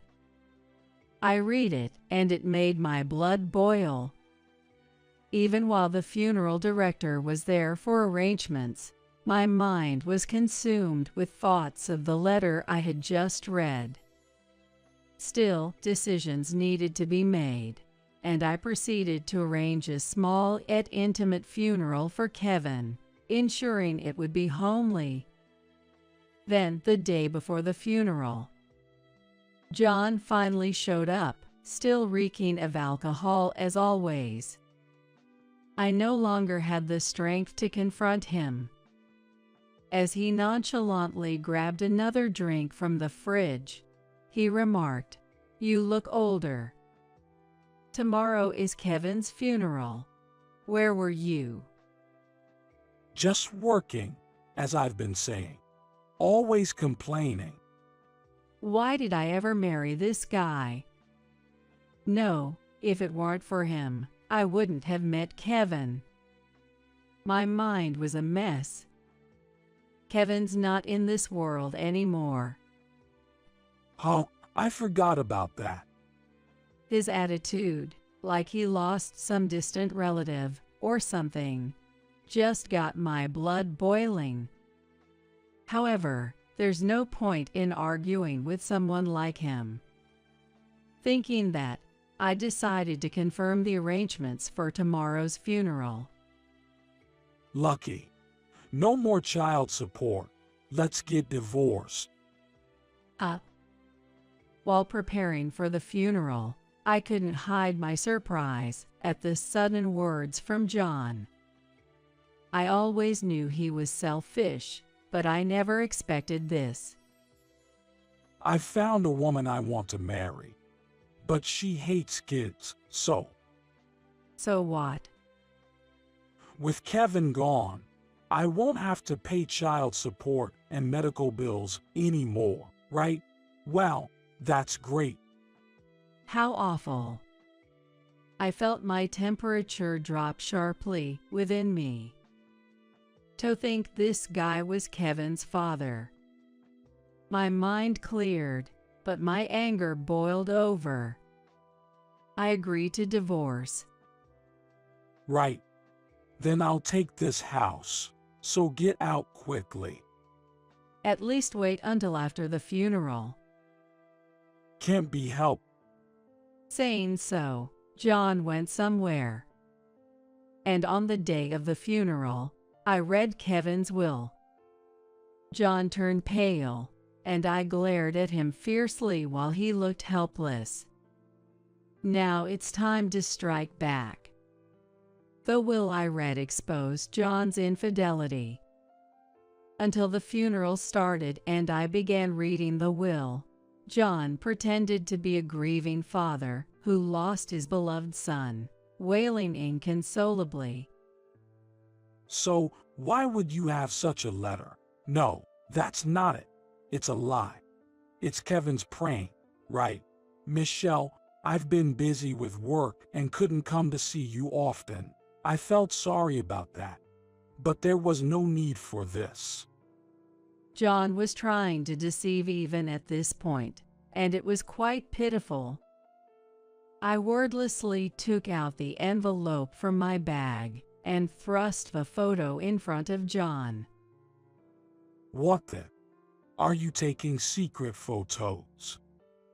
Is there anything to worry about being secretly photographed? Like if your relationship with the person you're seen with in this photo got exposed. Oh, no. With John stuttering and turning pale, I smiled and asked the relatives to pass around a few photos. Words of disgust leaked out from various places along with small screams. Despicable. Not even visiting his sickly son and fooling around with this woman. The stares at John became even harsher, and he slumped down where he stood. I handed him the divorce papers. With a sudden lift of his head, John looked at me. And then he clung to me with a voice that seemed about to burst into tears. Because you never took care of me. It was just a fling. Please forgive me. I don't want a divorce. Not taking care of you. You're not a child anymore. And didn't I ask you several times to take care of me together? It was you who kept using work as an excuse to avoid it. But taking care of someone is dirty. The moment John said that, he vanished from in front of me, and I realized he was crawling on the floor. Next to him was a figure of my father-in-law, taking deep breaths through his shoulders. What do you mean by calling nursing your own son dirty? Cut the crap already. A parent who doesn't take care of his child isn't a parent at all. It's the lowest of the low. Ronnie and Jillian, my in-laws, had been doting on Kevin since he was born. They celebrated every discharge with meals out, bought Kevin things he liked, and, of course, never missed visiting him in the hospital. They probably never imagined their own son could be so heartless, especially since he had been making excuses about being too busy with work. With tears in their eyes, my in-laws stared fiercely at John without bothering to wipe their wet faces. It must have been the first time John had been hit. He held his cheek in surprise, looking stunned. Michelle, I am so sorry. If I had known he is a man who would hurt his own son, I would have divorced him immediately. I'm truly sorry. As my in-laws began to apologize to me, I hurriedly stopped them. My in-laws had done nothing wrong. Kevin loved my in-laws dearly, and the reason I didn't divorce John was because of them. Ronnie, Jillian, you two are not at fault at all. Look, even in Kevin's letter, he wrote thank you to both of you, Grandma and Grandpa. Stay well. Both Kevin and I love you guys. Michelle, thank you. I'm sorry, Kevin. Oh my. Jillian hugged me tightly and started sobbing. Ronnie, with his head down, was shedding tears. On the other side of my in-laws, John seemed to finally come to his senses. Suddenly getting up, he pointed at me and shouted, "What the hell? Why are you guys apologizing to this woman? She's just an old hag. She's nothing but a failure of a wife who can't even handle her husband." John, hey you. Yikes. I stepped in front of John, stopping Ronnie from lunging at him again. Despite my smiling face, John, trembling, tried to maintain dominance by glaring at me. "What's up? You got a problem." Not really. This is reality. There's no one here on your side. Also, make sure you return the money properly. You've borrowed money from various people, haven't you? Why are you bringing that up? My words made the relatives who had lent money to John uneasy. After reading Kevin's letter, I had been contacting relatives. It was because the actions John had taken, as heard from Kevin, were quite costly. The woman John was involved with was in the entertainment industry, loving flashy things like buying branded goods and traveling abroad. Because of this, John had been footing all the bills, but his salary alone couldn't possibly cover it all. Realizing this, along with informing them about Kevin, I confirmed if anyone had lent money to John. It turned out that not only John's relatives but also my own had lent money under the pretext of Kevin's medical expenses. At that time, he had vaguely promised to express gratitude and return the money, but in the current situation, the relatives who had lent money seemed to realize that John had been using the money not for Kevin's sake, but for his affair partner. "Don't mess with me.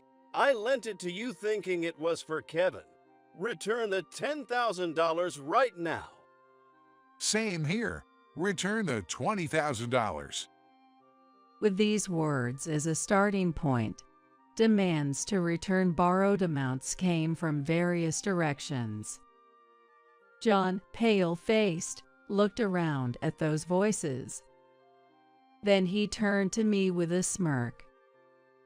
"Michelle, we're married, right? You'll help me out, won't you?" Ha, what are you talking about? You don't care for Kevin. You don't even cover his medical expenses, let alone living expenses. You've borrowed from everywhere and used it for your own selfish desires. Unbelievable. There's no way I'll help you. "Don't say that." With a pathetic voice, John slumped down again.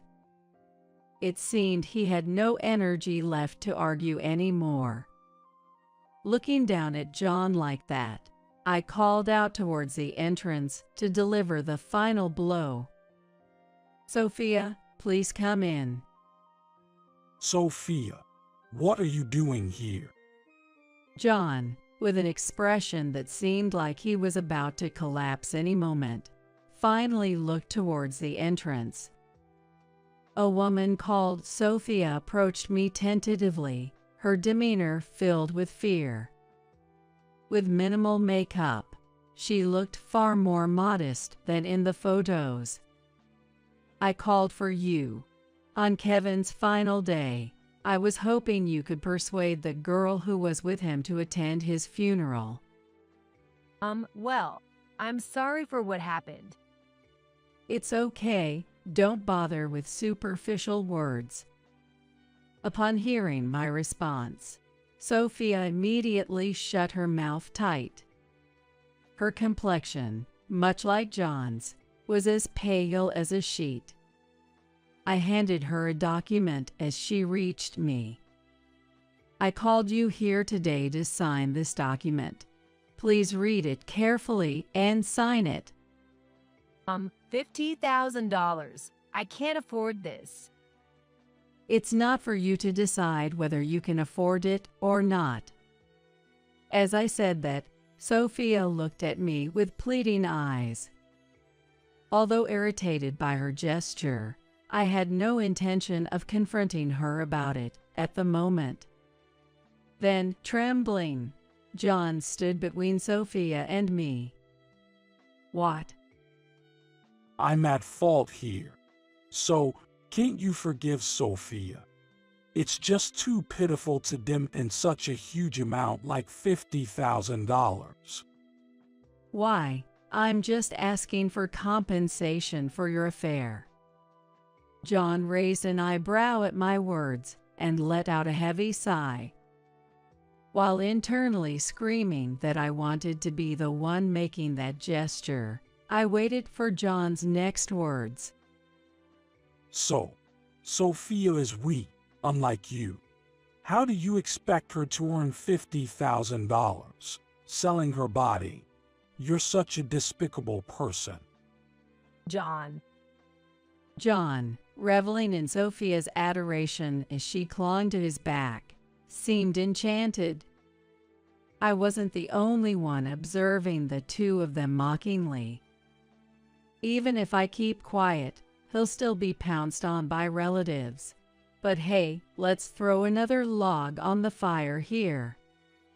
Your son is hospitalized, right? Son. Sophia's shoulders twitched in surprise. I continued without pause. Your son is the same age as Kevin. Seems like he's been hospitalized for quite a while. Your ex-husband took custody, right? It's tough, isn't it? Hospital bills, medical expenses, not to mention the cost of the bed.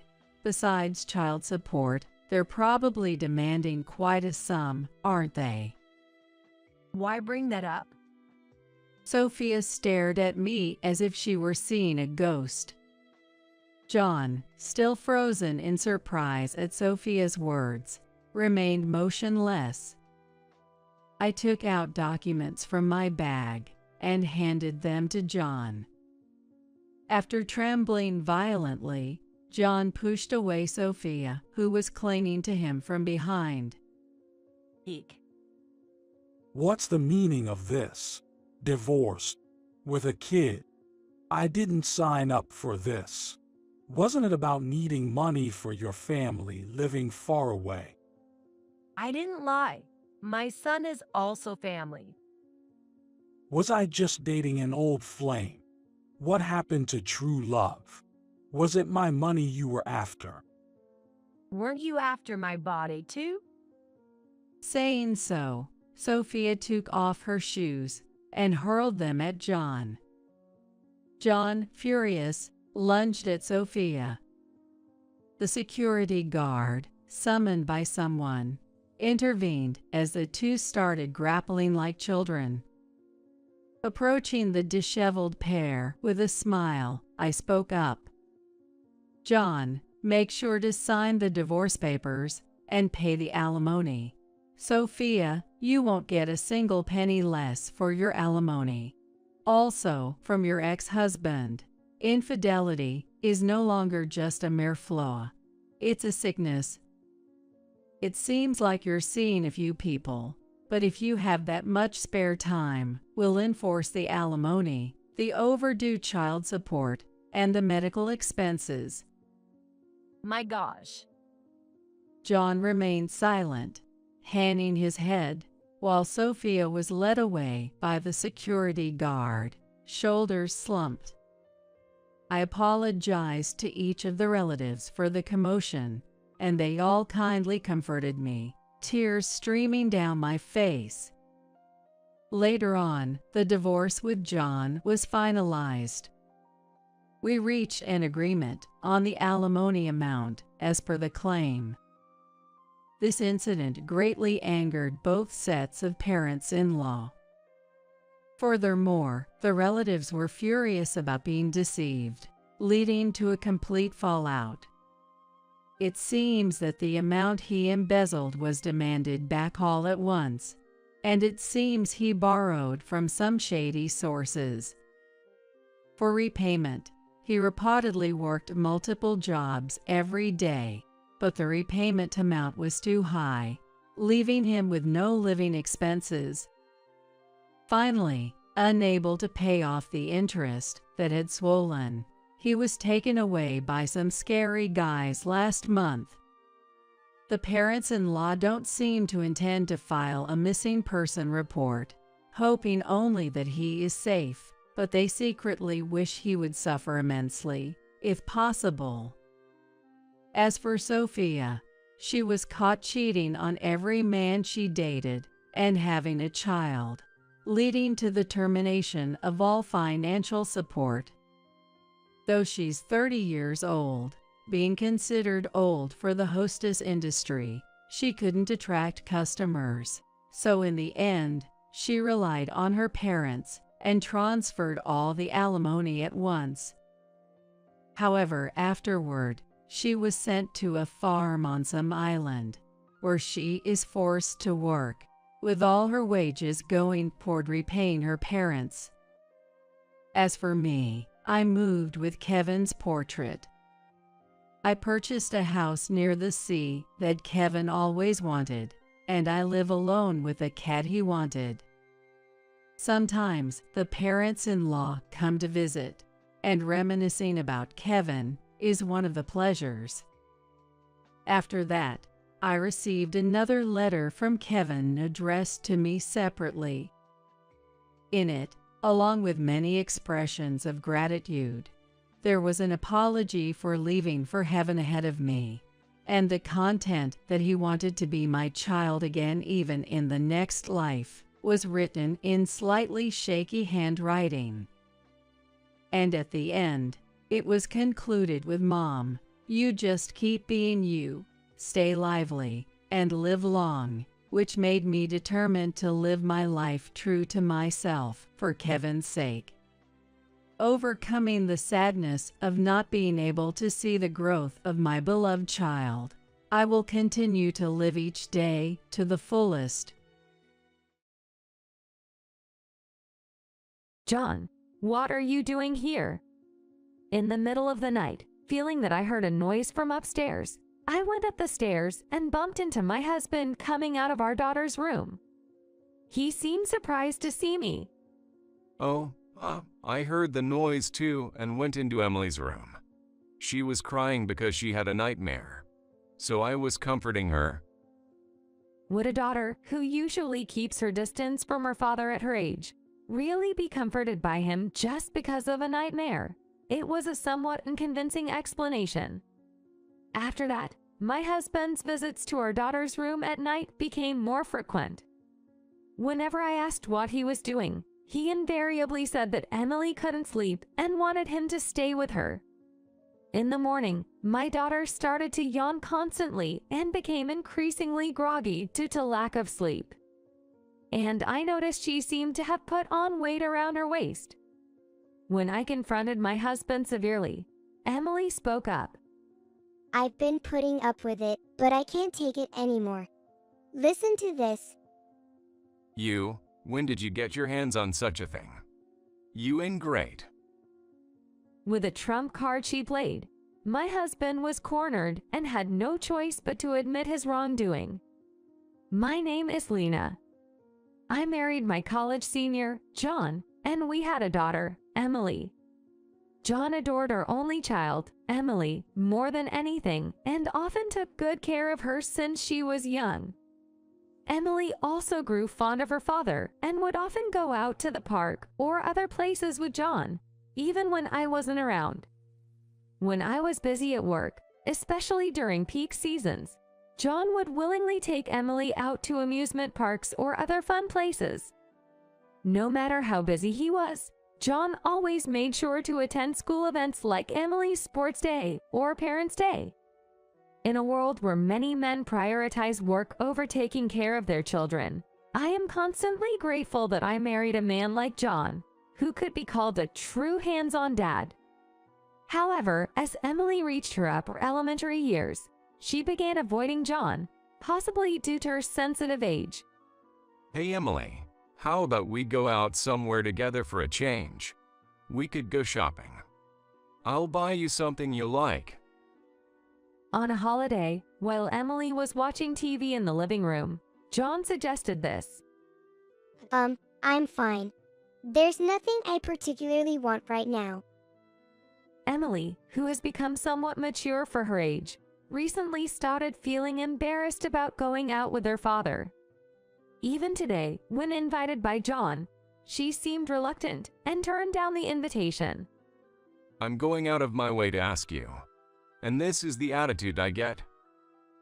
John, perhaps upset by Emily's response, suddenly scolded her. John probably wanted to get along well with Emily, but he often missed the mark, not quite understanding how to handle a growing girl. And he would end up getting angry when things didn't go well. Hey, don't be so angry. I hurriedly intervened to calm down the heated John. The arguments between John and Emily were not just on this day. When John spoke to her, Emily often responded with a curt attitude. John was shocked by the change in Emily, who had been so affectionate before, but I didn't think much of it, seeing it as a sign of her growing up. She wasn't like this before. Well, she's getting closer to being an adult. Don't get so worked up about it, okay? I tried to calm down my husband, who was grumbling in dissatisfaction, without paying much attention to it. But I never thought that my response at the time would be something I'd regret later. If I had paid closer attention to the two of them here, maybe the later incident wouldn't have happened. With the relationship between father and daughter remaining awkward, Emily entered the 6th grade. She grew taller and completely looked like a young lady. Though she had many friends and a cheerful personality, lately she seemed a bit out of sorts. When I asked if something was bothering her, Emily just shook her head, indicating nothing was wrong. Even after contacting the school about Emily's condition, it appeared there were no significant troubles. One night, while I was sleeping in our bedroom, I suddenly noticed John stirring and then getting up. He stood up and left the bedroom. I wonder if he went to get some water. Glancing at the clock on the bedside table, it was midnight. Feeling wide awake, I tossed and turned, unable to fall back asleep. Even after a while, John had not returned to the bedroom. Puzzled but eventually overtaken by sleepiness, I fell asleep again. Were you awake last night? In the morning, while preparing breakfast, I asked John about last night. Well, I couldn't fall asleep. So I was in the living room. If you're waking up so often at night, maybe you should see a doctor. Even when I suggested this, he said there was no need because it wasn't bothering him much. Then one day, I noticed John getting out of bed and going somewhere again. At the same time, feeling thirsty myself, I got up from bed following my husband. Heading to the living room, I found it pitch dark and empty. Where's John? Thinking he might be in the bathroom, I didn't worry much and just filled a glass with tap water to drink. As I was about to head back to the bedroom, I suddenly thought I heard a noise from upstairs.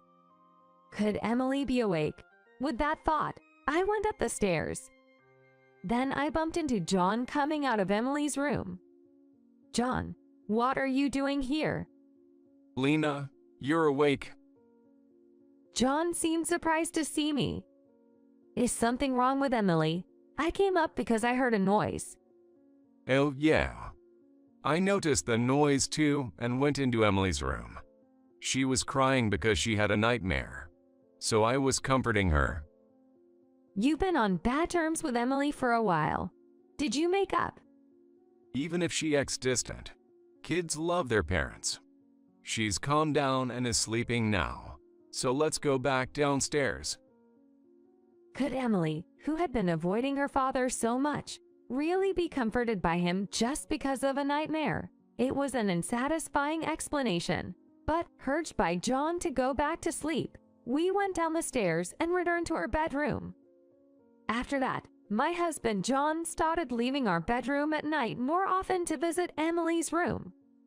When I asked what he was doing, he always said Emily couldn't sleep and wanted him to be with her.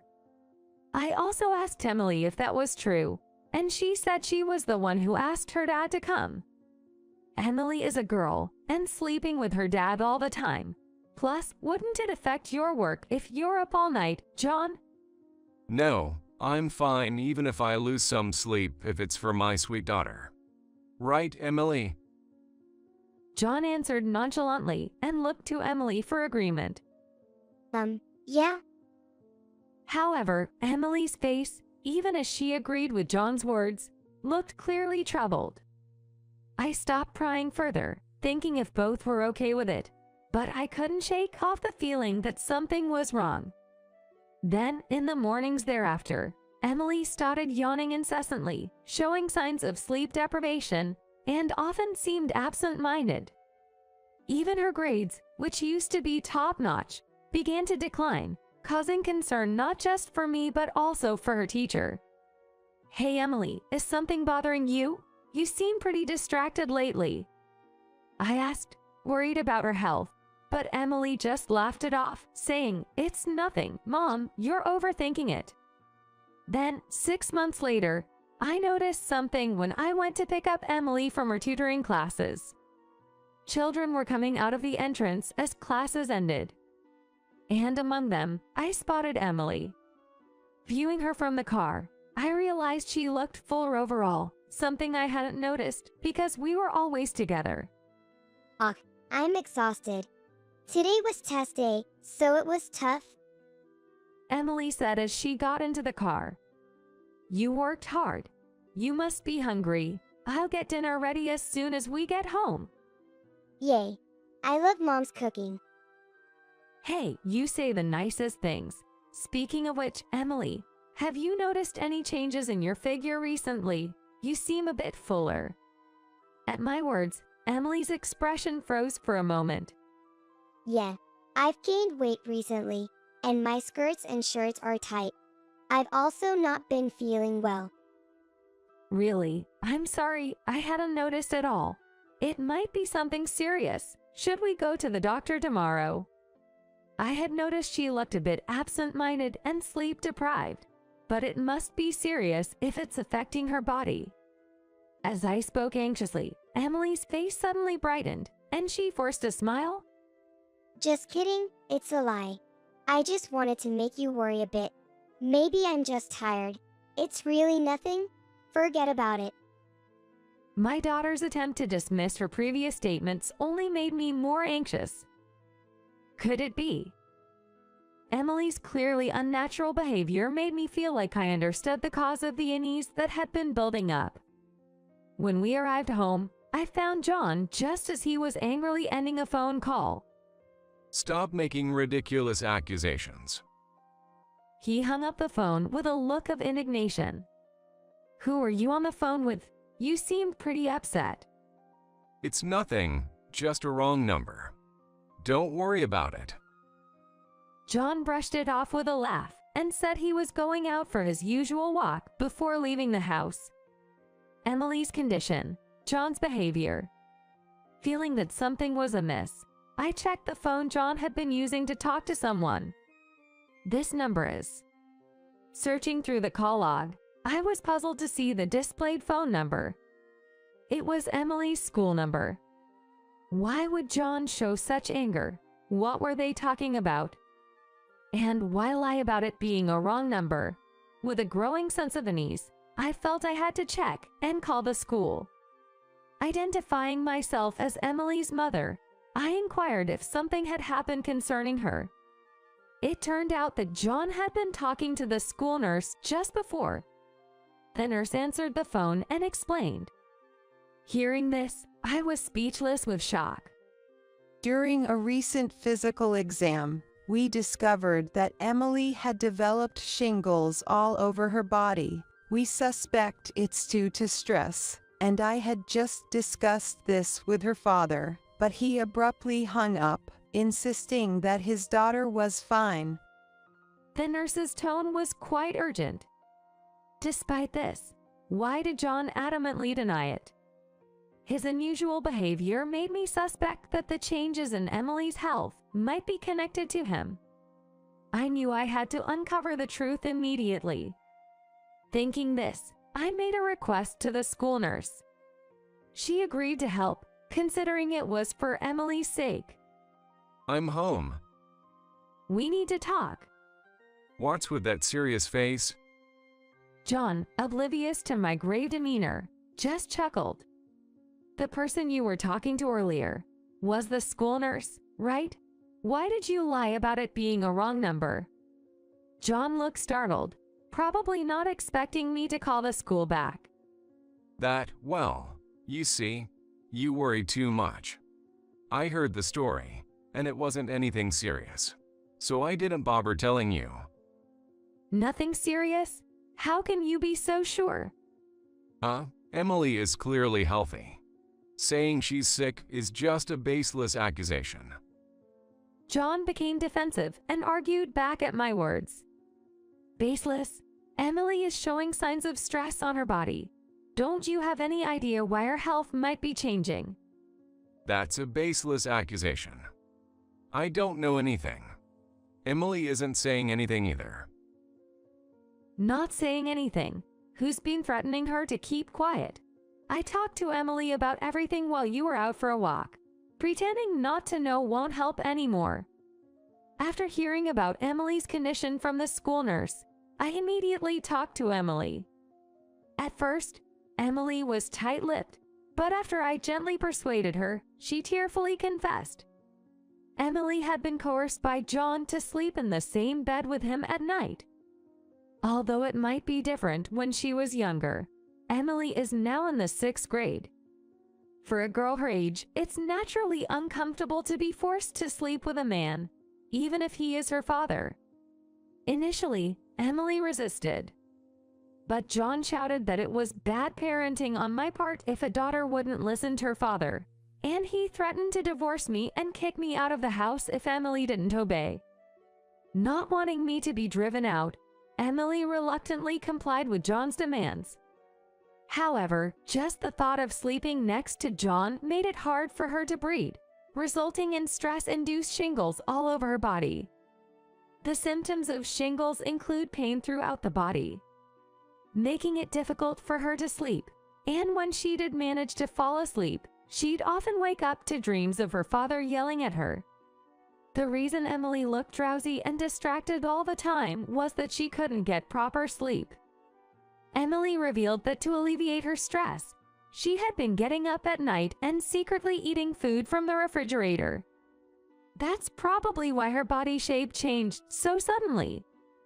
Did you spill everything? I told you not to tell anyone. While yelling, John tried to grab Emily. I quickly jumped in front of Emily to protect her.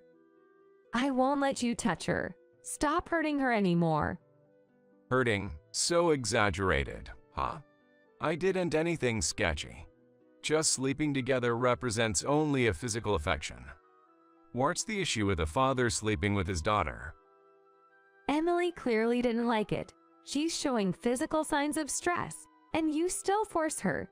To think that someone who ignores his daughter's feelings could be a father is laughable. I can't continue with you anymore. Overwhelmed by his selfishness, I lashed out in anger, and John began to panic. Oh no, please forgive me. He seemed to realize the gravity of the situation now, but it was too late. I could never forgive John for hurting our daughter. I won't forgive you. The only thing you can do is disappear from Emily and my life. No, it's not like that. I just wanted Emily to be as affectionate with me as she used to be. Don't abandon me. John collapsed to the floor, sobbing. Emily and I looked down on his pitiful figure with cold eyes. After hearing more about it, John said he felt inferior every time he saw other fathers at school events bonding well with their children, wondering why his daughter was rejecting him. She used to be such a sweet, obedient girl, always following me around, calling me dad. And then she suddenly became cold, which made me feel lonely. focusing only on yourself and ignoring your child's feelings. Are you even a father? A girl distancing herself from her father is a sign of growth. It's natural to feel lonely, but you're supposed to endure it and keep watching over her. John started believing that Emily's rejection of him was because of her mother's poor upbringing, justified himself as wanting to correct the wrong education, and pressured her to sleep together at night. He probably thought spending the night together would return them to the close father-daughter relationship they used to have. Initially, John was facing his own stresses at work, being held accountable for problems by his boss, and dealing with young subordinates who wouldn't follow instructions. He lamented that other employees were bad-mouthing him behind his back, and confessed he sought solace in his interactions with Emily. I was utterly appalled by his selfish reasoning. I understand you were stressed from work, but to alleviate that stress by pushing our daughter to the point of making her sick, that's unforgivable. It's just a form of parent-child bonding. Admittedly, it might have been a little embarrassing, but that's exaggerated to be called it as a stress. Still saying that? Fine, let's have a third party explain what Emily's condition really is. Saying this, I picked up my smartphone and made a call. Shortly after, the doorbell rang. I welcomed that folks in and led them to the living room. Hey, what do you think you're doing? Just waltzing into someone's house like that? The person I had called was the school nurse, who had been waiting nearby to explain Emily's condition. As planned, the nurse arrived accompanied by staff from Child Protective Services. Emily is clearly showing signs of stress, a cry for help. The nurse stated firmly to John. That's an exaggeration. Anyone can get shingles. It's just a sign of being a little rundown. Despite the nurse's explanation about Emily's shingles, John consistently claimed, "It's not my fault." Before such a stubborn John, Emily stepped forward with a determined look, having decided something while watching the situation unfold. Being threatened to drive Mom out. I've endured it until now, but I can't take it anymore. Listen to this. Emily pulled out her smartphone and started operating it. Then John's voice began to play from the smartphone. Just like she said, that was an audio recording of threatening, telling her he would get me out of the house unless she slept with him. What? How did you get that? Trying to frame me? You ingrate. John, not expecting Emily to have recorded the conversation, started to panic and berate her. But no matter how much he denied it, there was no escaping the truth now. After listening to the recorded audio, the Child Protective Services staff asserted that the cause of Emily's ill health was clearly her father. Being told by a third party that he was the cause, John was shocked into silence. You were using Emily as an outlet for stress. From now on, I won't forgive that kind of thing. No way? As I declared that, John slumped dejectedly. That night, Emily was temporarily taken into the care of Child Protective Services. Leaving Emily with the school nurse and the CPS staff, I was left alone in the house with John. I reiterated my demand for divorce to John. Hey, reconsider this whole divorce thing, will ya? I admit I may have pushed her despite her reluctance, and I'm reflecting on it. So, I'm gonna turn over a new leaf from now on. No matter how much you resist, the divorce is final. Do you think Emily wants to live with you after all this? Neither Emily nor I can continue with you. No, I refuse. I will never allow a divorce. Despite my explanations, John refused to accept the divorce until the very end. This conversation is just going to stay at an impasse if we continue like this. Realizing we were getting nowhere, I declared that we would proceed with the divorce through a lawyer.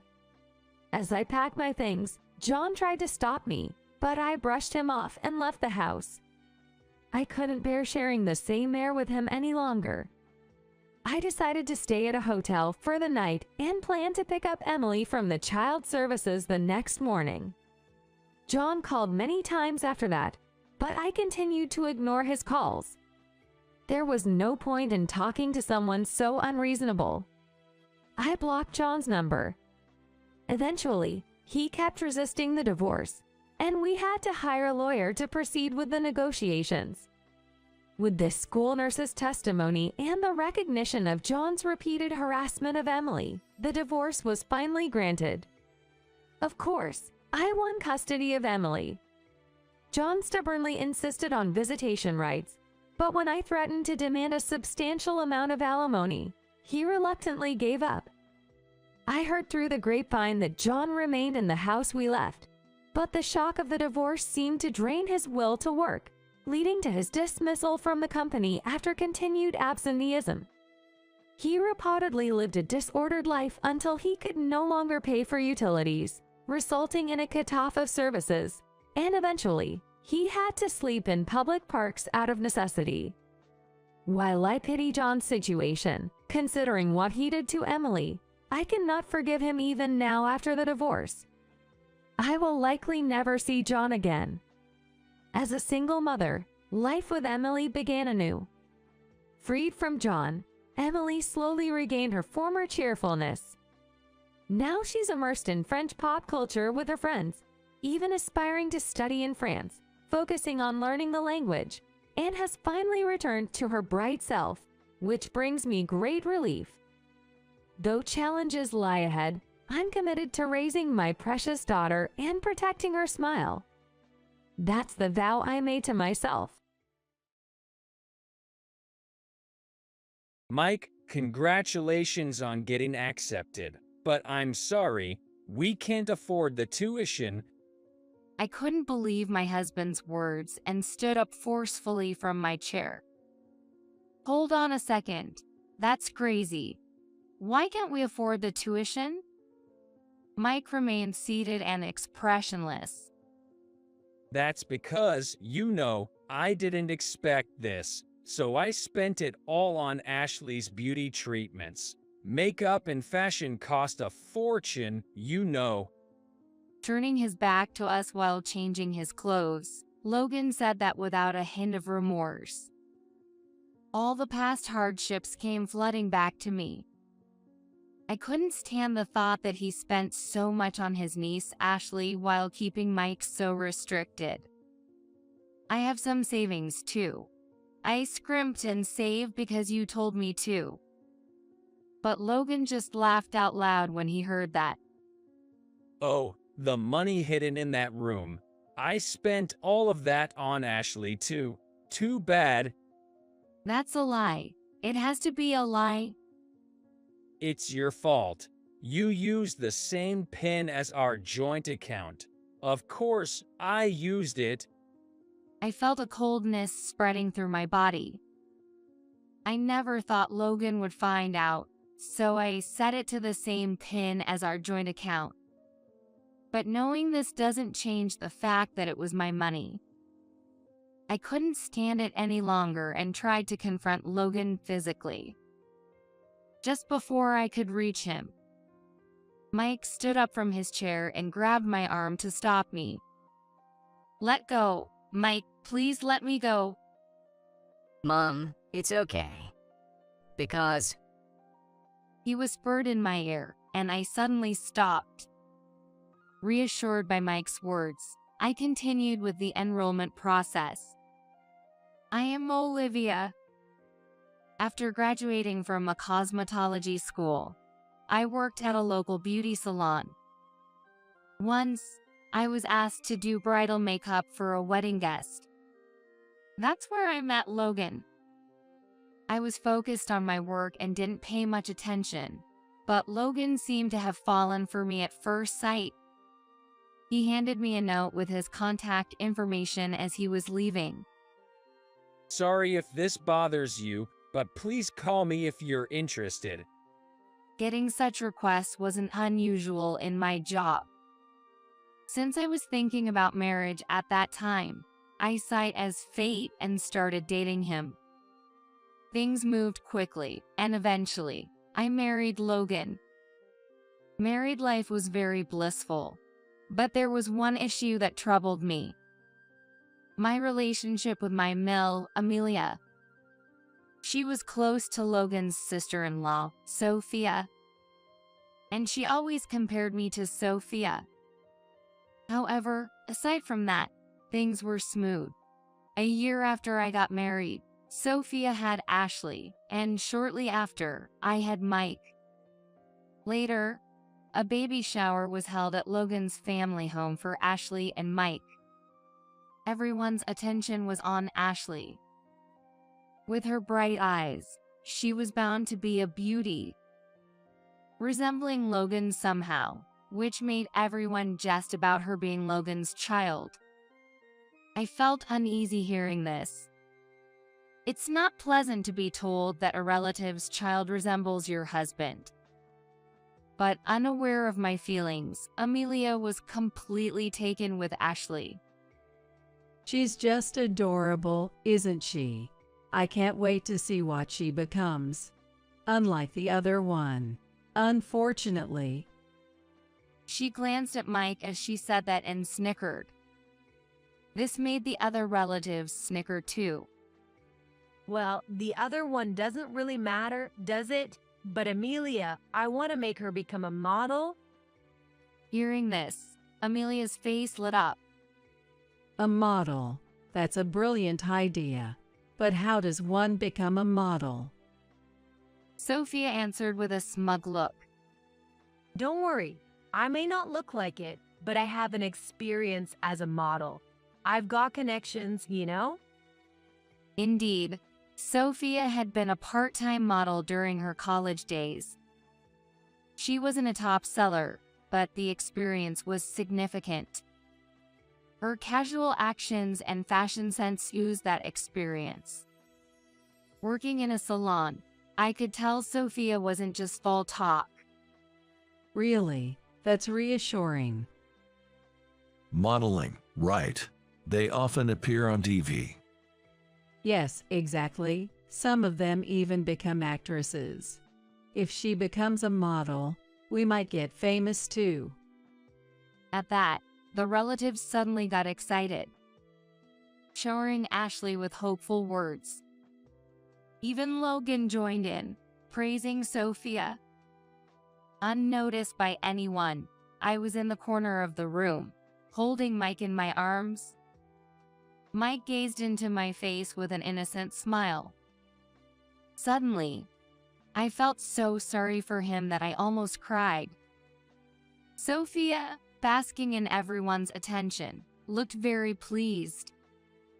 Well, everyone, children don't grow up overnight, so let's look forward to her growth. I know. If you need money, just say the word. I'll pay whatever it takes. Thank you so much, Amelia. After that, we were completely ignored by the relatives.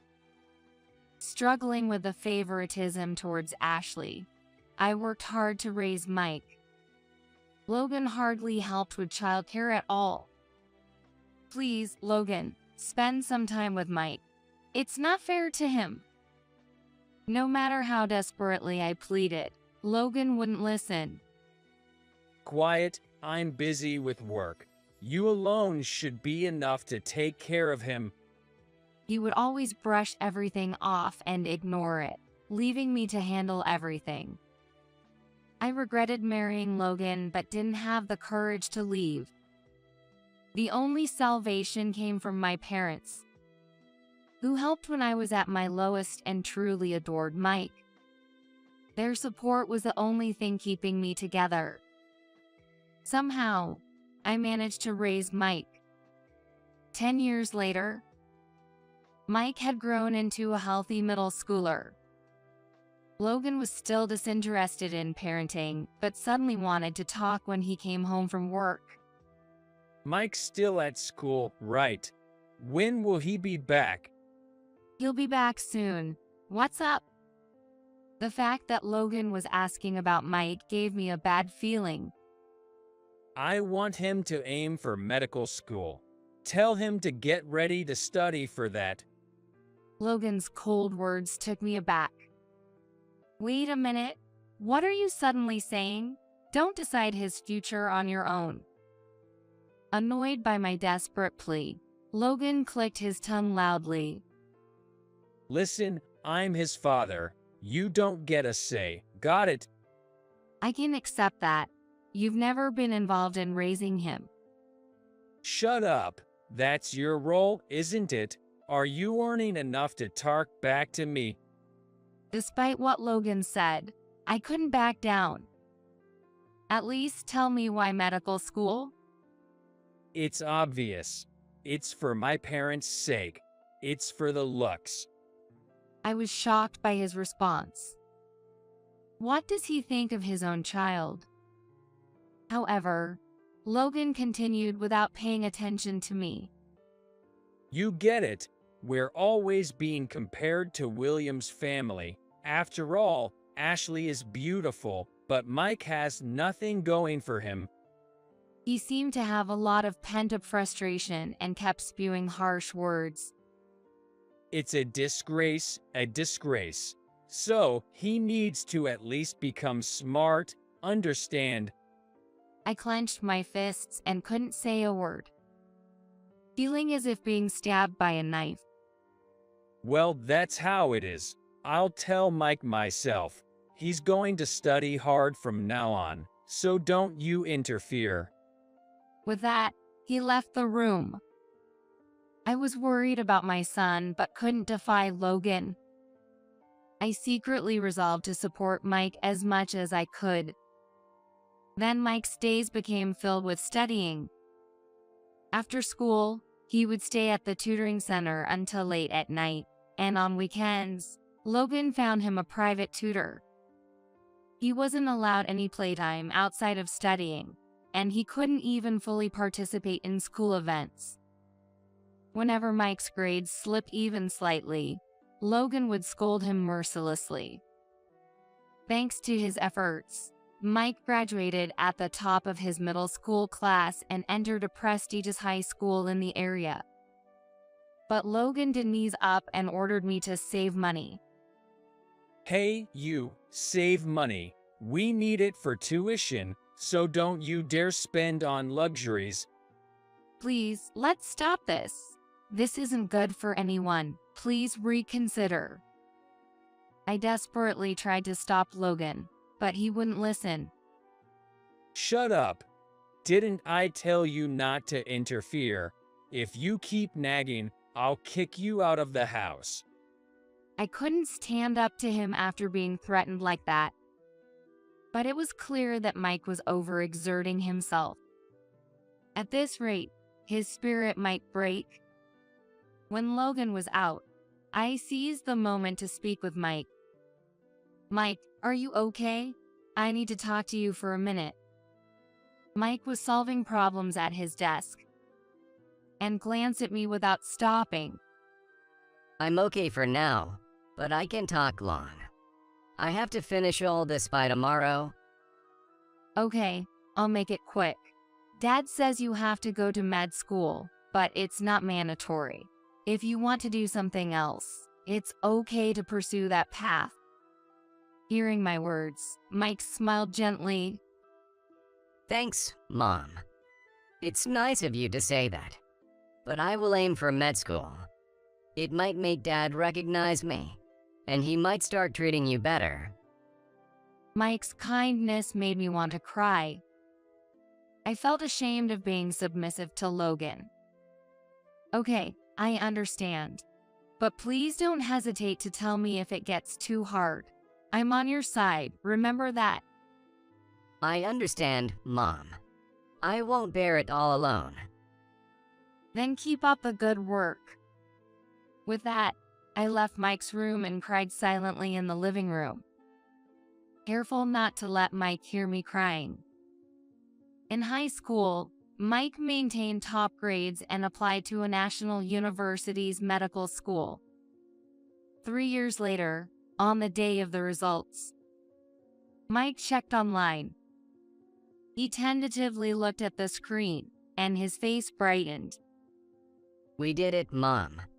I got in. Really? Congratulations.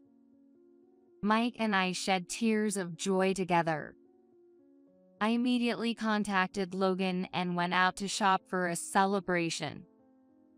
That evening, the dinner table was laden with lavish dishes. I talked with Mike about our hardships, waiting for Logan to come home. After 8 p.m., Logan returned from work, but he didn't look very pleased. What's wrong? Mike got into med school. Logan looked awkward. I never really thought he'd actually pass. He muttered to himself while taking off his suit jacket. What are you talking about? Of course, he passed. He worked so hard for it. Ignoring my confusion, Logan turned to Mike and said something unbelievable. Mike, congratulations on your acceptance. But unfortunately, we can't afford the tuition. I stood up from my chair, startled. Wait a minute, that's not right. Why can't we afford the tuition? Mike remained seated and expressionless. That's because I didn't expect this to happen, so I spent it all. On what? Ashley's beauty treatments. She's going into modeling seriously now, so makeup and fashion cost a lot. It can't be helped. Logan said this nonchalantly, turning his back to us while changing his clothes. All the hardships we had gone through came flooding back. I couldn't forgive him for spending on Ashley after restricting Mike so much. Enough already. What are we supposed to do now? Shut up. Don't talk back to me like that.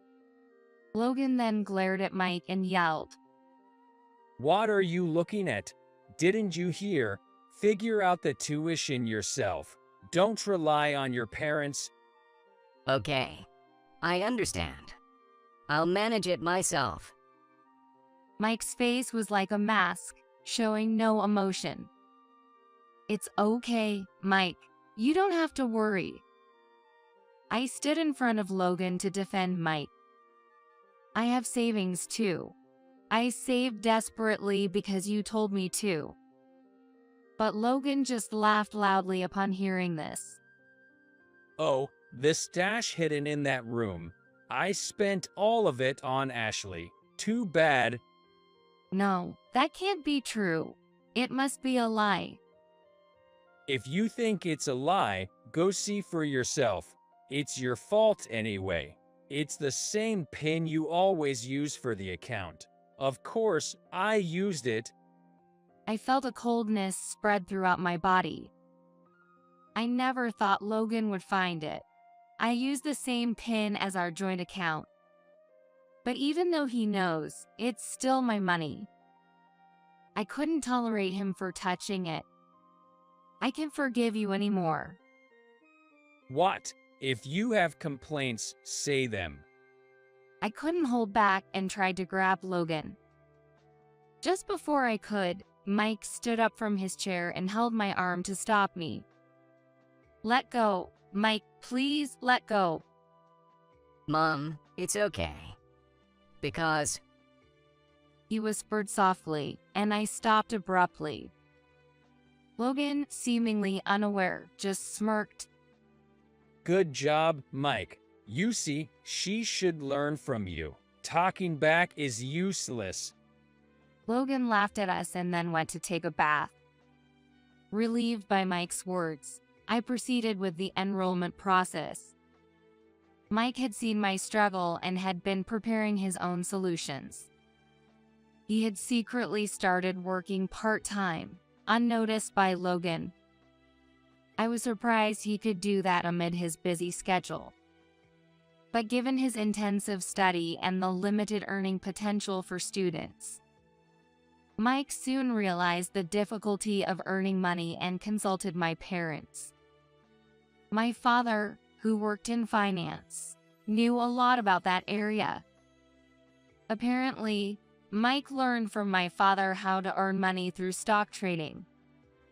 I wasn't aware, but Mike found out that one could start investing in stocks with as little as $100. Given his intelligence, Mike quickly learned how it worked. He invested the money he earned from his part-time job, gradually increasing his assets. Though he made money, it wasn't enough for him to be independent from our support, so Logan never found out about it. By the end of high school, Mike had managed to save enough for his college enrollment fees. I can even imagine how hard it must have been to earn that much. However, Mike had kept this a secret from everyone except my parents. Logan's parents never even gave Mike a Christmas present. Logan doted only on Ashley, spending money on her, while I covered all educational expenses with the money I earned. Had Logan known Mike was earning money, he would have taken it immediately. That's why we kept silent until the last moment. Amazed at Mike's intelligence, I felt compelled to take action. I decided to divorce Logan, believing that staying with him would only bring misery to both Mike and me. Afterward, Mike and Ashley graduated from high school. A celebratory meal was organized with Logan's family for the first time in a while. Logan's parents were probably surprised that Mike got into medical school, as everyone praised him, which made me happy. But I didn't let myself get too carried away. I was watching for an opportunity not to be missed. The graduation celebration ended successfully, and it was decided that we would gather again soon. Time flew by, and soon it was the day of the gathering. This was my chance. I brought the diaries I had been keeping and the DNA test results, knowing I couldn't show them to the two. After asking Mike and Ashley to play somewhere else, I declared in front of all the relatives that I was divorcing Logan. Please listen, everyone. I have decided to divorce Logan. The relatives fell silent, shocked by my announcement. Logan dropped his chopsticks in surprise. What? You? Divorce? What are you suddenly talking about? That's outrageous, even as a joke. I placed the pile of diaries on the table. Everything that has happened to me is written here. If you want to know why, just read these. Logan smacked the pile of diaries angrily. This is nonsense. Just complaints? What's the point? The diaries scattered across the table. The relatives picked them up, whispering among themselves, while Logan's brother, William, read with interest. Oh man, you're terrible. Haven't changed a bit since you were a kid. Logan, angered by William's comment, slammed the table. Even you're mocking me? The stuff written there is all lies, Olivia.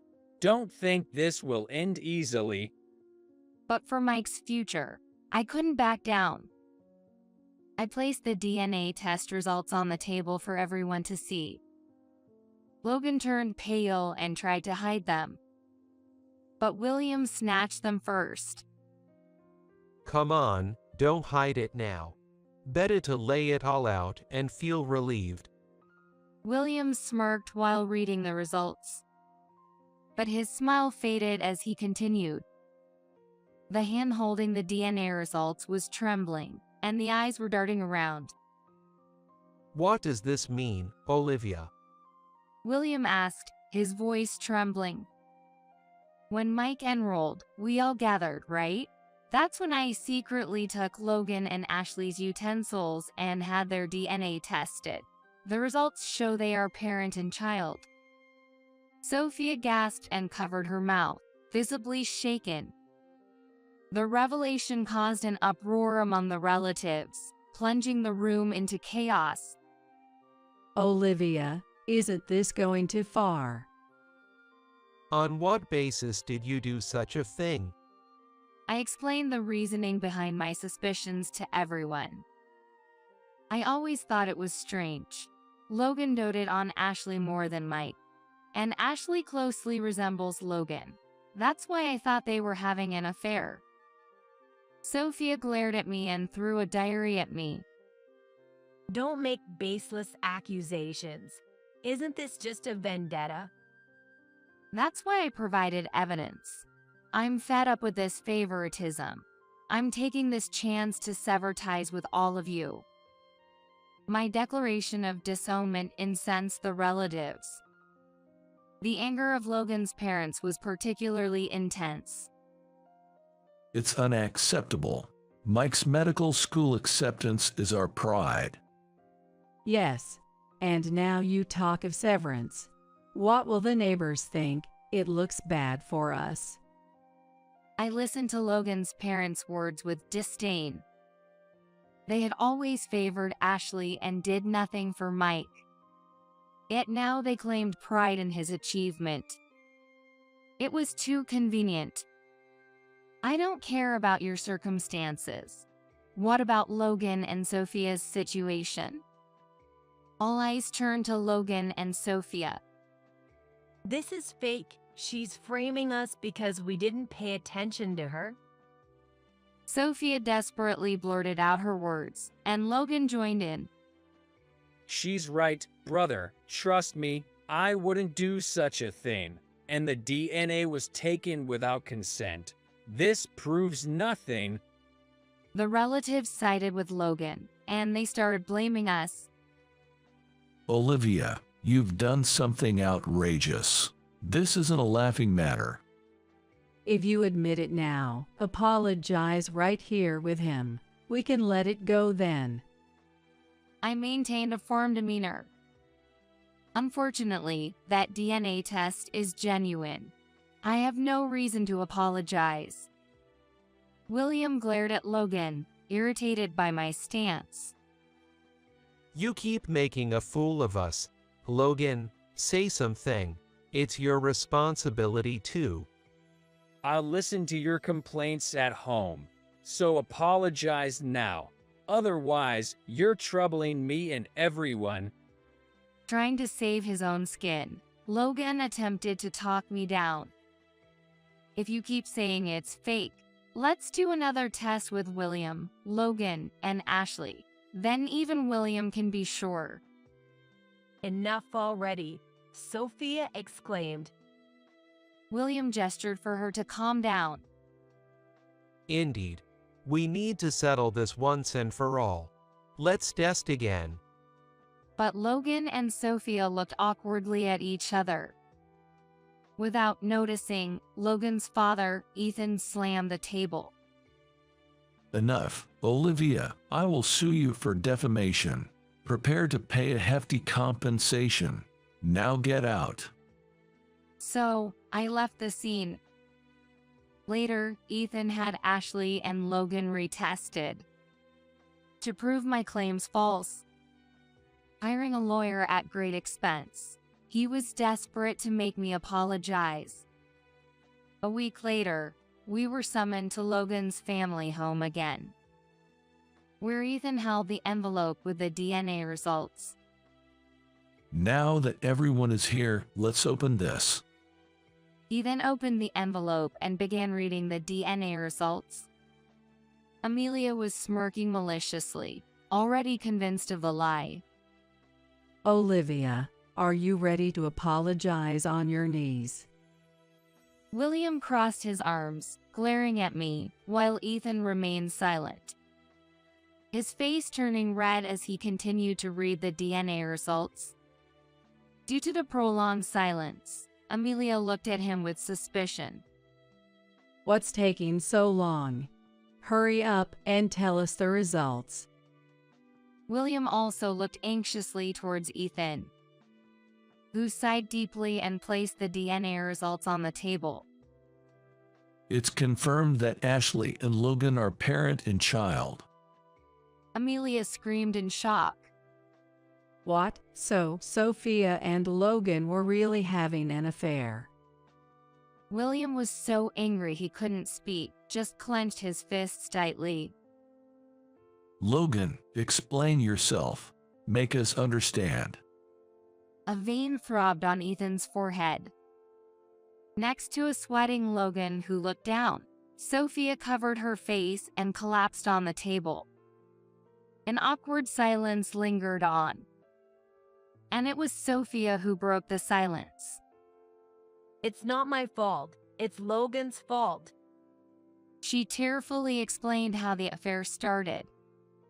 Feeling lonely because Logan's brother, William, was always busy with work, she became closer to Logan as she complained, and eventually she got pregnant with Ashley. She confessed they concocted a plan to keep it secret from their partners. William, upon hearing this, lunged at Logan. How could you act so normal all this time? You must have been mocking me inside. Logan, shaken by William, desperately tried to justify himself. I wasn't mocking. I got carried away. I respect you, brother. I thought Ashley was cute, and I felt responsible, so I wanted to raise her properly. Hearing this, I sighed deeply, feeling more pity than anger. Logan's parents seemed utterly disgusted by their son's disgrace. What a shameful display. Sophia, we're getting a divorce. Pack your things and leave once we get home. Sophia looked up and clung to William. Wait, it was just a moment of confusion. I love you. But William looked at her with contempt. You might say that, but I can no longer love you. Sophia wailed and curled up on the floor. Ethan coldly observed. This is unprecedented. Logan, Sophia, you both are a disgrace to our family. Don't ever appear before me again. Thus, Logan, Sophia, and Ashley were ostracized. I proceeded with the divorce from Logan, who was stalling. So I consulted my father for a competent lawyer. The lawyer's efforts finally settled the divorce. Logan's resistance increased the settlement, and he ended up paying more alimony and child support than average. I plan to claim the child support for Mike's college expenses. Sophia's divorce with William was finalized, and she and Ashley began living with Logan. Their life seemed much harder than before. Ashley and I started talking more, and she became closer to Mike. I was also pressured by my parents and relatives to become a model, which was tough. This situation was shocking, but I feel relieved now. Ashley also kept in contact with William, through whom we learned about the aftermath at Logan's family home. Amelia, unable to contain her shock, portrayed herself as a tragic heroine to the neighbors, exposing the family's shame. This led to them being ridiculed. As it turned out, the neighbors disliked Logan's family, seizing the opportunity to mock them. Consequently, Logan's parents, their pride wounded, became recluses in their own home. And just like that, they abandoned their house overnight and moved somewhere else. But since we were estranged, it no longer concerned me. Mike and I moved back to my parents' house. Mike is thoroughly enjoying his university life, focusing on his studies while also engaging in part-time work and club activities. It seems he even has a girlfriend now, and he's having the time of his life. I also rented a property from my parents and opened a cooking school there. Having my own school has been a long-held dream, so I'm truly happy. Ashley seemed interested in this kind of work and asked to be hired as a part-time employee. I hired her at Mike's request, and she's been a great help, working very hard. After a long period of struggle, everything has turned out well. Now, earning a living doing what I love, I am very content.